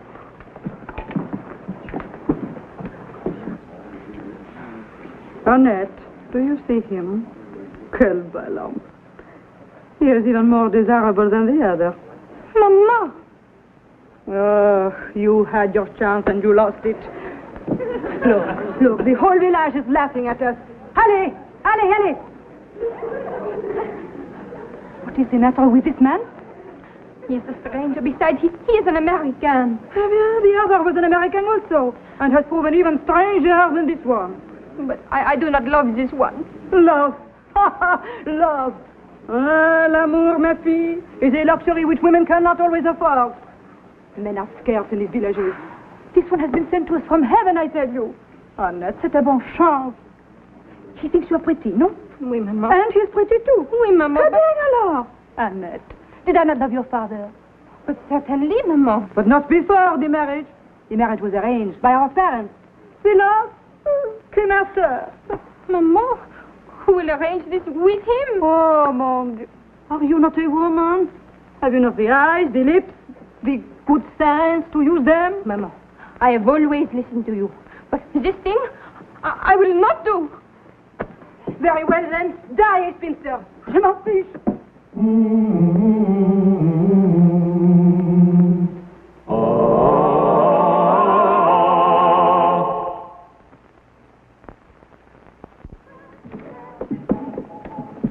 Mighty fine dinner, thank you. My pleasure. The wedding ceremony will start soon. Isn't it a little unusual, wedding at night? We do not have enough priests for all the villages in the bayou. Those we have spend their time traveling from village to village, performing the marriages, the baptism, the first Holy Communion. Sometimes it is months between their visits. So for the young people in love, we have the Broomstick wedding. It is like your civil ceremony. And when the priest comes, they are married again with the full rites of the church. I think you will find the ceremony as charming as it is practical. Shall we go? If you don't mind, I'd like to bed my horse down first. Why don't you go ahead? I'll join you. Just as you say, sir. Now, Sherriff. Maman, I will not do it. I will not set a trap for this nice man. Oh, comme tu gourdes.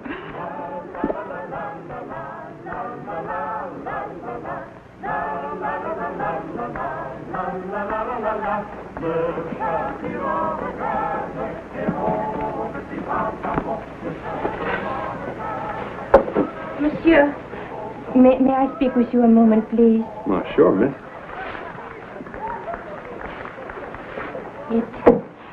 It is very embarrassing when a man goes away from occasion and goes that he is kissed and promised to marry. Yeah, I guess it is. That rape. Oh, you will see him again, perhaps? I sure will. You will give him something for me? I'll make a point of it. We will go to the cabin of my mama. Then we can talk. Oh, pleasure, miss.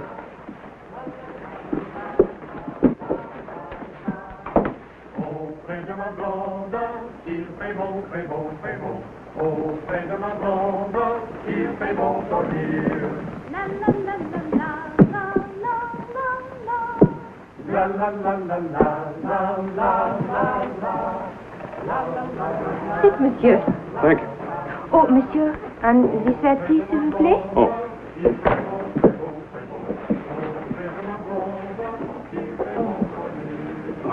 This is the smallest settee I ever sat on. It was a present from Maman. Oh. Monsieur, this is what I would like you to return to Monsieur Bradford for me. Did he give it you? Oui. Maman does not know. Is it not beautiful? Why don't you keep it? But is it not the custom to return such gifts? He won't expect it back. But he ran away from me. He'll come back. He'd be a fool not to. He's probably just not ready to settle down yet. Oh, truly, monsieur? Truly. Here, let me put it on for you.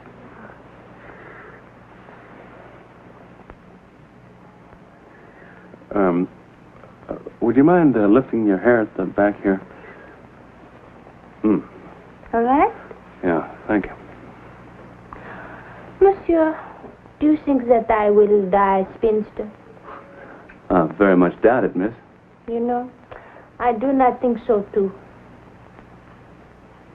Here we All are. right? Let's have a look. Very pretty. You know, where I come from, when a fella puts a necklace on a girl, he generally gets a kiss for it. Americans have very nice customs. I think so. I think so, too.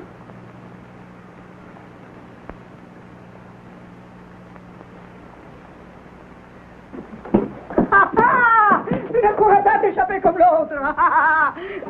Well, now, look at this. Maman, it is not what you think it is. No, no. Oh, no, Maman. Mr. Lepre, Look, let me explain. You see, I just put this necklace around her. To think that my friend, the man I broke bread with. Uncle, no. There is only one honorable path for you to follow tonight, monsieur. Huh? The broomstick wedding for the both of you. No. It's an old custom. Weddings are always emotional, and this was no exception. As Jim Bowie heard the words of this quaint but nonetheless binding ritual, making crystal clear that couples who jumped the broomstick were married in the eyes of Cajun custom, he was filled with emotion. The emotion was pure panic. I am sorry, monsieur. Yeah, I'll bet. It was not my idea to trap you. It was the idea of my mama. In that case, why don't you tell him? It's too late now. Jump over and over and over you go. Jump. Monsieur, if I should help you escape, could you bring Monsieur Bradford back to me? Yes, ma'am, with pleasure. Promise. Whatever he is, I love him, and he loves me. I'll bring him back if I have to hog tie him and drag him all the way. Then listen closely. Hmm?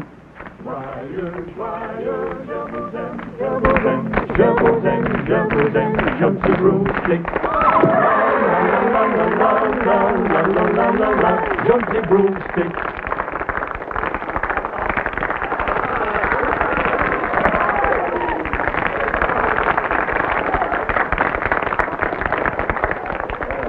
And now you, monsieur.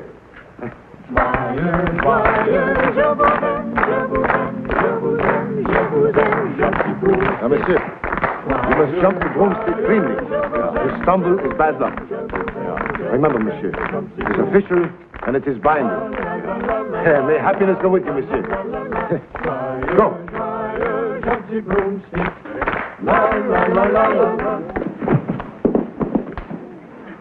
Don't move. Drop those guns. Go on. Get over there. First one of you moves, I'll shoot.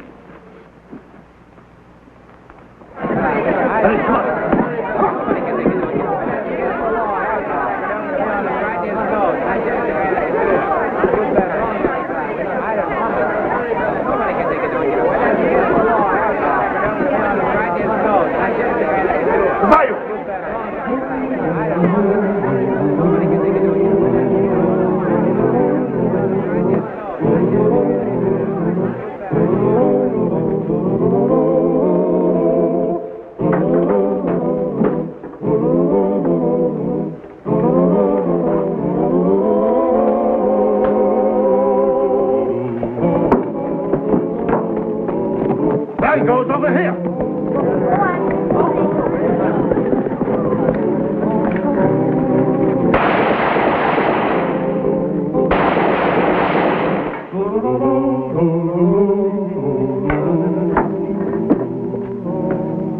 Jim! Why, dog my cat son, I didn't expect to see you so soon.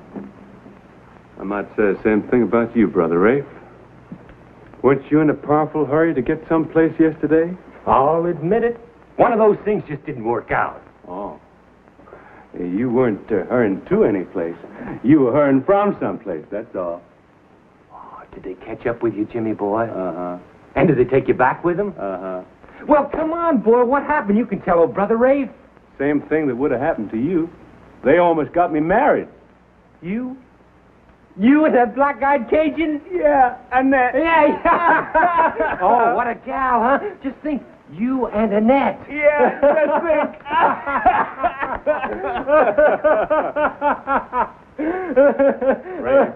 Yeah, Jim. She's a mighty fine girl, Annette. Don't you worry about her. She's too pretty a gal to stay sing along. Oh, I think you're kind of wrong. Two ways wrong. First place, you shouldn't have kissed her and then lied to her.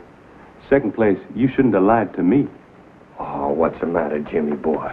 Can't you take a little old joke? Oh, sure. I can take a joke. But I don't generally laugh till the joke's finished. And this one isn't over yet. No. You know why? Why? Because I promised that little gal you going down there to marry her. I promised her you're going to jump the broomstick with her. Now you are being funny, Jim. You are the funniest ever.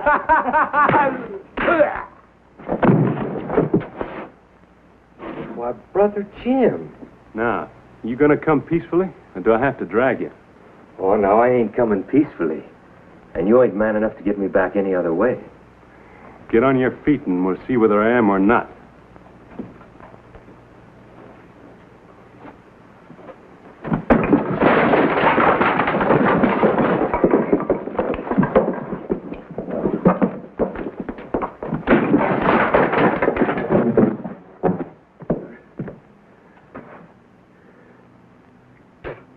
Well, Brother Rafe, I believe he said it wouldn't take me longer than a minute. I'll give you one more chance to quit, Jimmy boy. That way you can save yourself a terrible licking. Try again, Brother Rafe.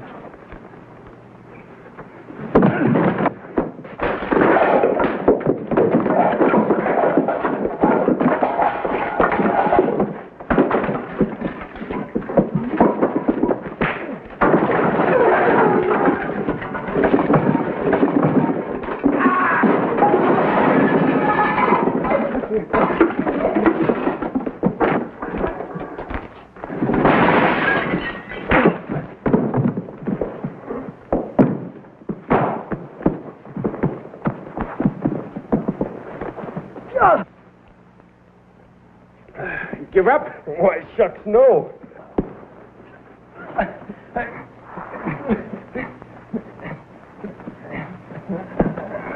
Oh! Ow!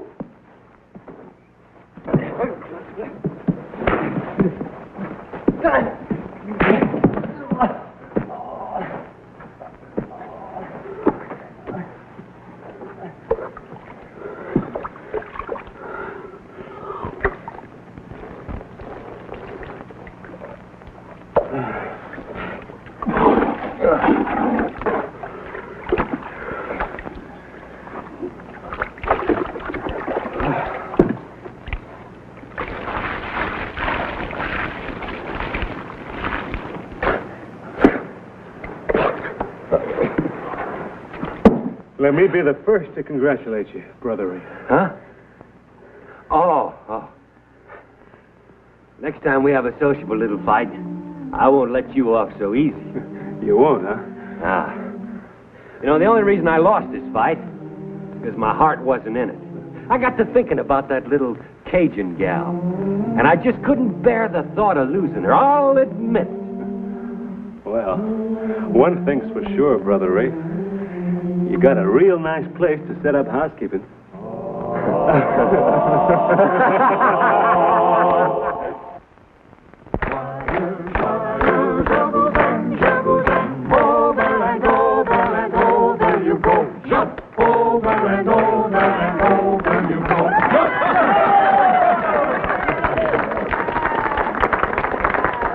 Hey, Rafe, just a minute. I'll claim the best man's privilege. Oh?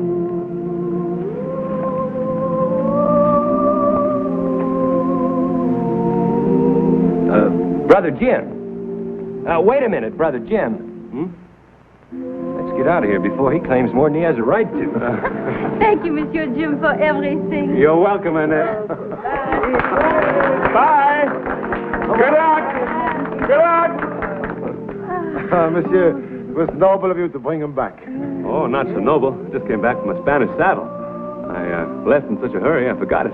Oh, these Americans, I do not understand their customs. You get the Spanish saddle, he gets the beautiful daughter of my sister. I think he got the better of the bargain, monsieur. I'll admit it. Here's the star of our show, Scott Forbes. Hello, everyone. Hope you enjoyed tonight's show. And will be with us again next week for another exciting adventure in the life of Jim Bowie.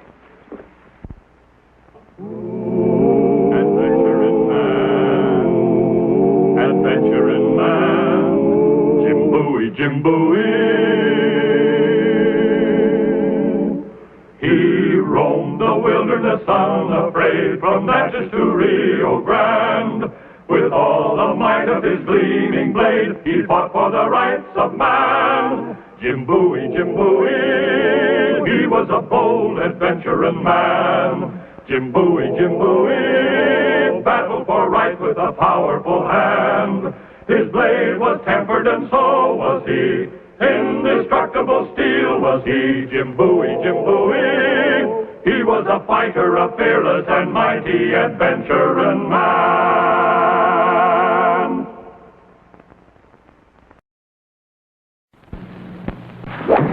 Jim Bowie, Jim Bowie, he was a bold adventuring man. Jim Bowie, battled for right with a powerful hand. His blade was tempered and so was he. Indestructible steel was he. Jim Bowie, he was a fighter, a fearless and mighty adventuring man. Sherriff, chief of the Lippin Apaches, had invited me to go hunting with him, so the least I could do was bring him a present befitting the occasion. Well, it's fine work, Pancho. A masterpiece. For such a fine Kentucky rifle, Senor Bowie, I could do nothing but my best. I give up. Don't shoot. Cephas K. Ham. James P. Bowie. Well, glad to see you, Jim. And if you call me a liar, I'll poke you right in the nose. Well, I thought by now the Comanches had got you for sure. Sorry they didn't? Oh, I don't know. If cutthroats like you didn't come through San Antonio once in a while, it'd be a real dull place. Same old Jim, huh? Same old Cephas. The buckle's broken, Migo. Can you fix it while I wait? Si, senor. That's a mighty fine-looking rifle gun you got there, child. Yeah. You mind if I heft? Hey, what's this? Sherriff. Apache chief, ain't he? Yeah. How come you're buttering up this old buzzard with a fine Kentucky rifle, Bowie? He invited me to go hunting. I'm just being grateful. Well, now, you don't have to be that grateful. I wouldn't be trying to bribe your way into the Lippin tribe, would you? You should talk. Mustanging with Comanches? Stealing horses? Buying horses, Bowie. Where the Comanches get them is their business. Now, what's your swindle? No swindle. I'm just going hunting, that's all. Hunting, huh? Hunting what? Buffalo. I wouldn't be hunting for a mountain of silver, would you? Huh? Silver? What are you talking about? Don't act innocent with me, boy. I'm talking about the lost San Saba mine. Them Lippin Apaches know where it is, and you know they know it. Look, Cephas, just because you got the mind and morals of a Comanche thief, don't go judging everybody by yourself. Just one more thing, child. Comanches and Lippin Apaches is deadly enemies. Remember that next time we meet. Oh, don't fret yourself, friend. I always steer clear of folks I don't like. Thank you, Pancho.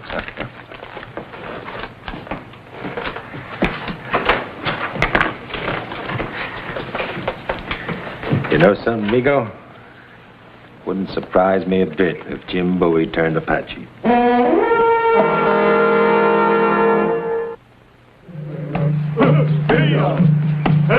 The year was 1830, and the time of year was the season they call thick with fruit.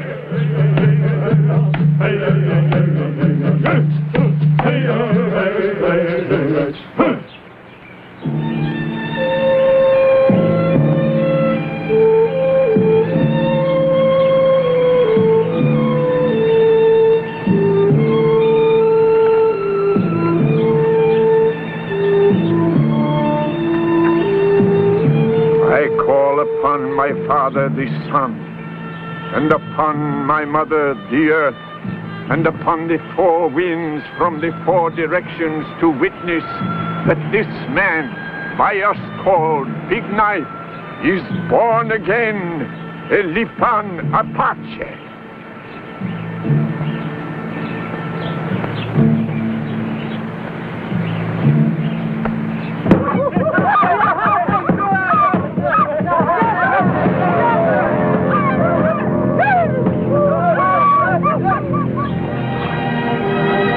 So I lived for a time with the Apaches, sleeping in the wickiup of the Lippin chief, sharing his food, hunting the buffalo.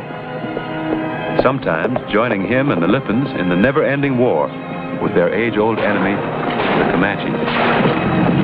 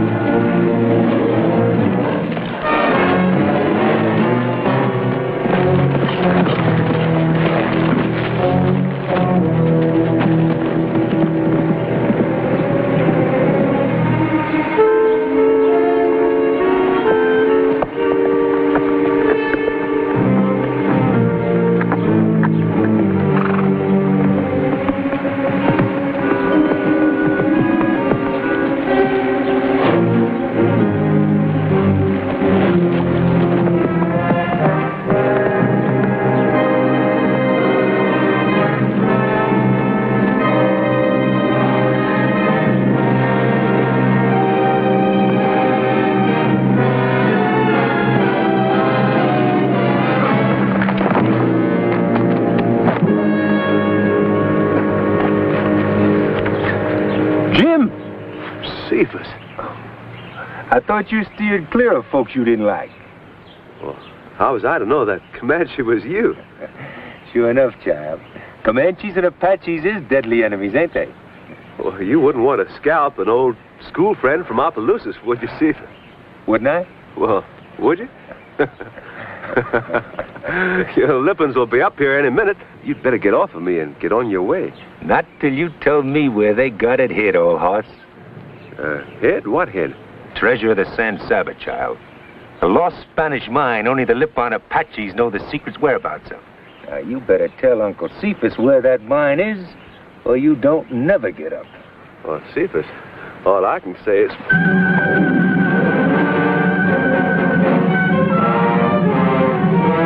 Now, don't you threaten me, Cephas. Especially about something that ain't so. Now, if you're so pure and innocent, Bowie, why are you getting so head up?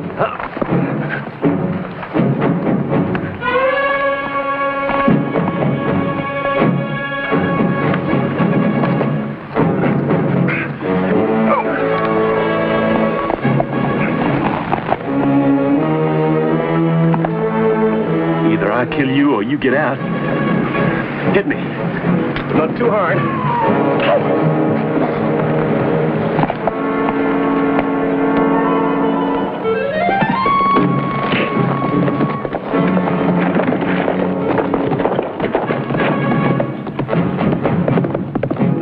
My kill, Shorty. My kill.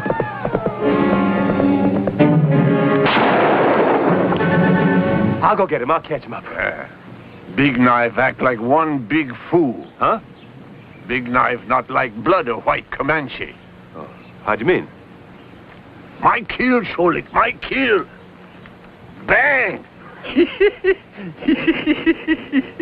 Oh, Big Knife one very bad liar.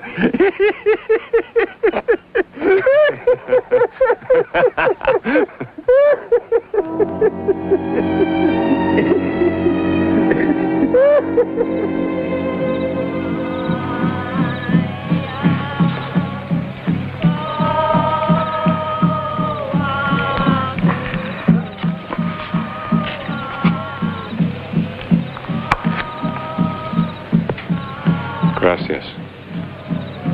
Mouth of my brother has no taste for tisween. Your beer is very good. It's just, I have no taste for drinking.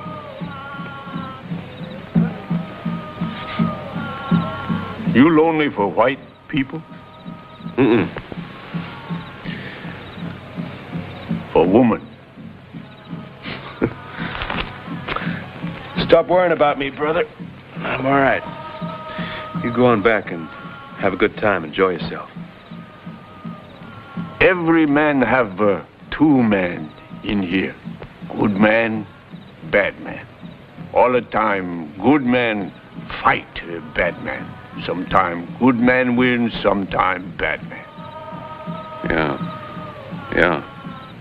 Long time now, big fight in Big Knife. Sholik watch.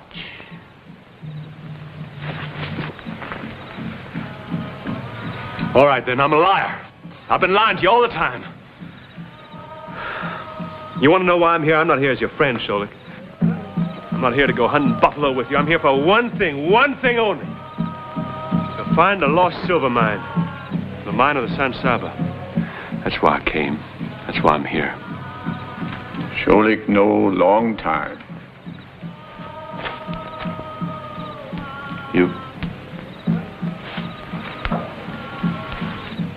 You've known a long time.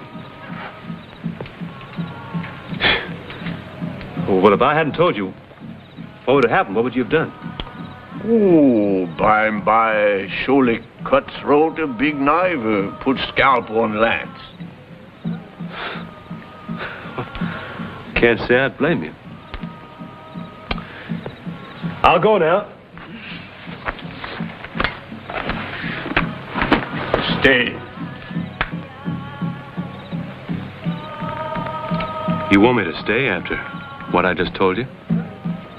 Good man win. Brother speak truth with brother. Not happen many times. Big Knife show inside of heart to Sholik. Now Sholik show inside of mind to Big Knife. Show him mountain of white iron.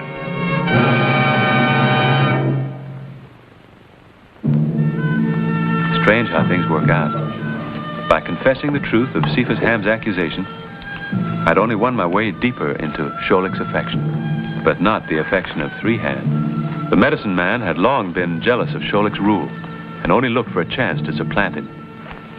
Him. Not go, son Saba. He is Apache. Where I go, he goes. Not Apache. Skin white, mind and heart all white. See white iron. Bring back many white men with guns. Steal white iron. Kill Apache. I didn't ask to come. I was asked by Chief Sholik. If I'm not wanted, I can go on back. It's all right with me. Big Knife speak with tongue of white man, not Apache. No. Sholik say Big Knife go to secret place. Sholik is chief. Chief old and sick. Give heart to white man. Time come, Sholik go. Time come for you, chief. Sholik chief, long time. Sholik make many raid on Comanche. Steal many pony, many woman. Sholik take Apache people to many buffalo, fill belly. Make peace with white man. Sholik make good trade with white man. Long time now, Sholik good chief for Apache people. Sholik chief, Sholik stay chief. Sholik is right. He is your chief, and he is good for you. Chief Sholik wishes me to see your secret place. Three Hands does not wish it. So, I blind myself, so that my eyes cannot see the way to your secret place. This way, Three Hands is happy, but I do go, so Sholik is also happy. What say you to this, my brothers? Big Knife speak with tongue of wise man. Long time medicine men have hunger to be chief. Speak now, Lipans. You want new chief?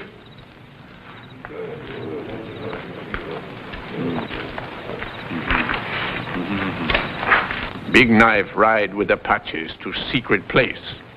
Big Knife ride without eyes.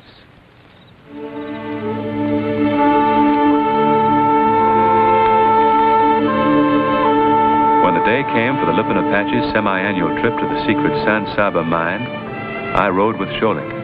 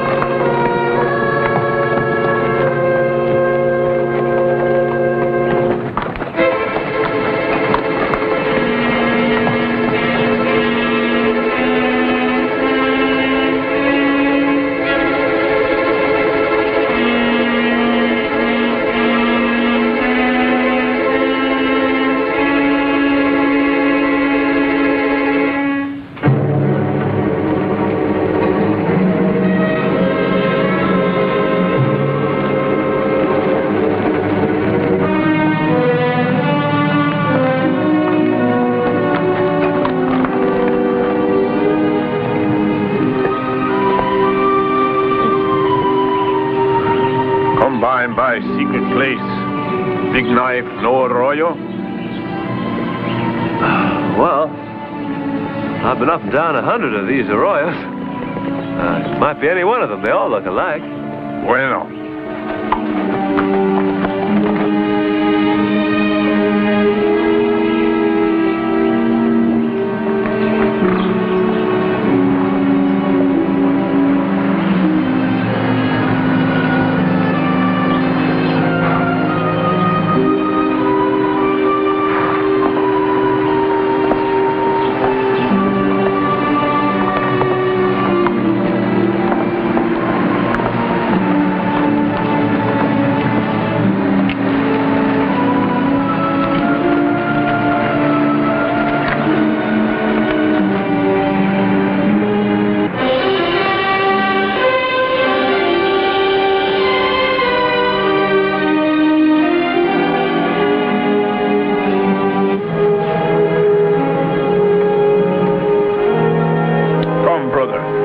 sea.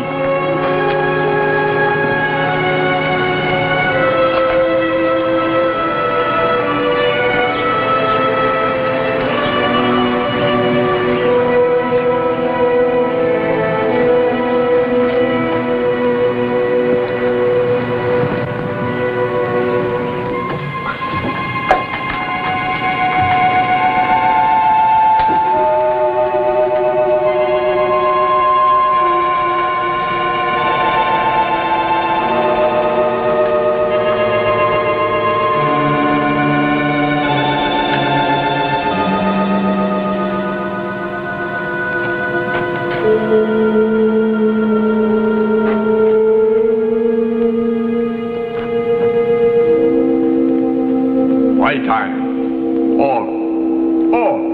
Plenty more.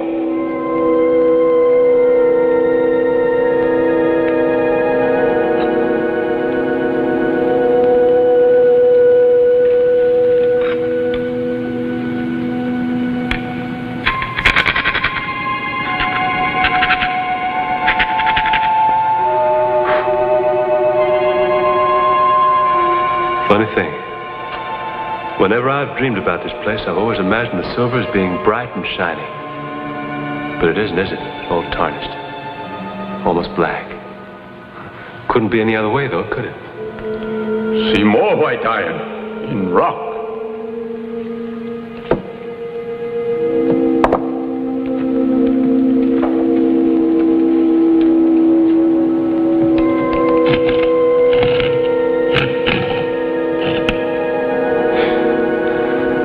Solid silver vein, through and through. Just like the legend says, as wide as a horse, and no telling how far it runs. Man alive. Sherlock, this is a fortune. It's more than a fortune. It's enough to ransom 50 kings. It's enough to buy the whole of Mexico. It's enough to turn decent men into demons, full of greed, tearing at each other's throats. Let's get out of here. For brother of Sherriff. No, thank you. I don't want to remember this place.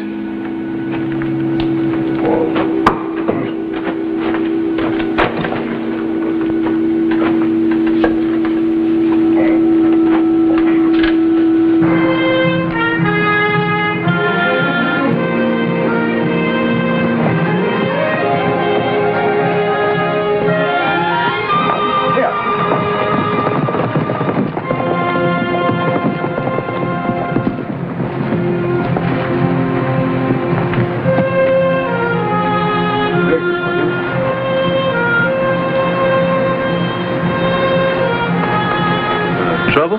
Comanche. 3 hands get him.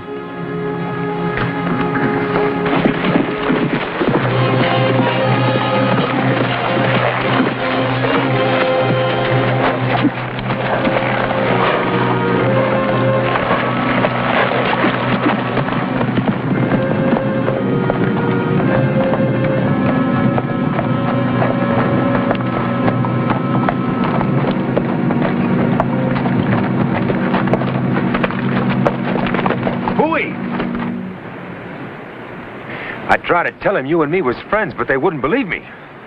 Tell him it's so, Jim, and get me out of this. Apaches! Here, White Comanche! Friend of Big Knife! Big Knife lies. Big Knife use eyes of White Comanche to see path to secret place. White Comanche, friend of Sherriff. Friend of Big Knife. Sherriff and Big Knife wear 2 face. 1 face Comanche. 1 face Apache. Kill Sherriff. Kill Big Knife.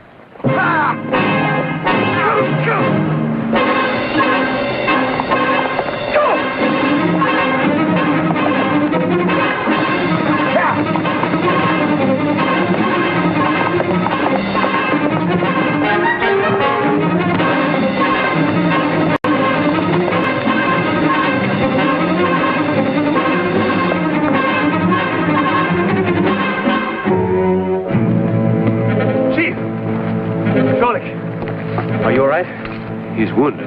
Badly. Oh, quick now. Sholik, stay. Sing death song. Let's get... No, I can't leave him. Chief, can you... Sholik! No!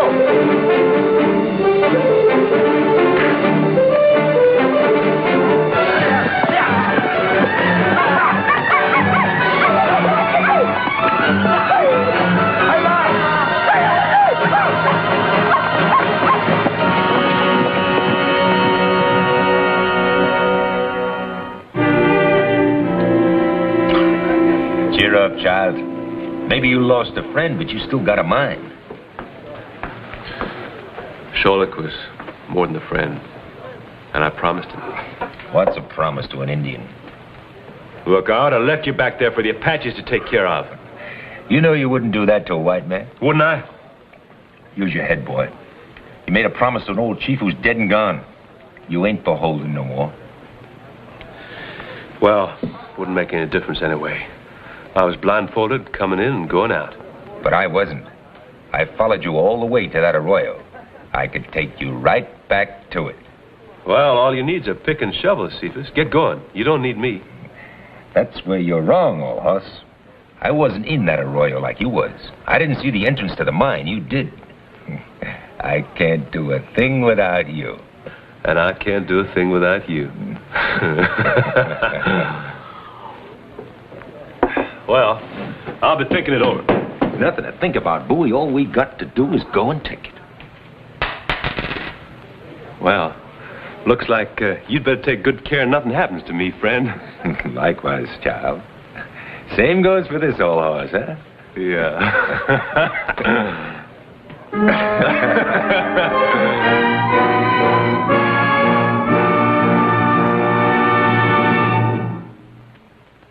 And here's the star of our show, Scott Forbes. Hello, everyone. Hope you enjoyed tonight's show. And we'll be with us again next week for another exciting adventure in the life of Jim Bowie.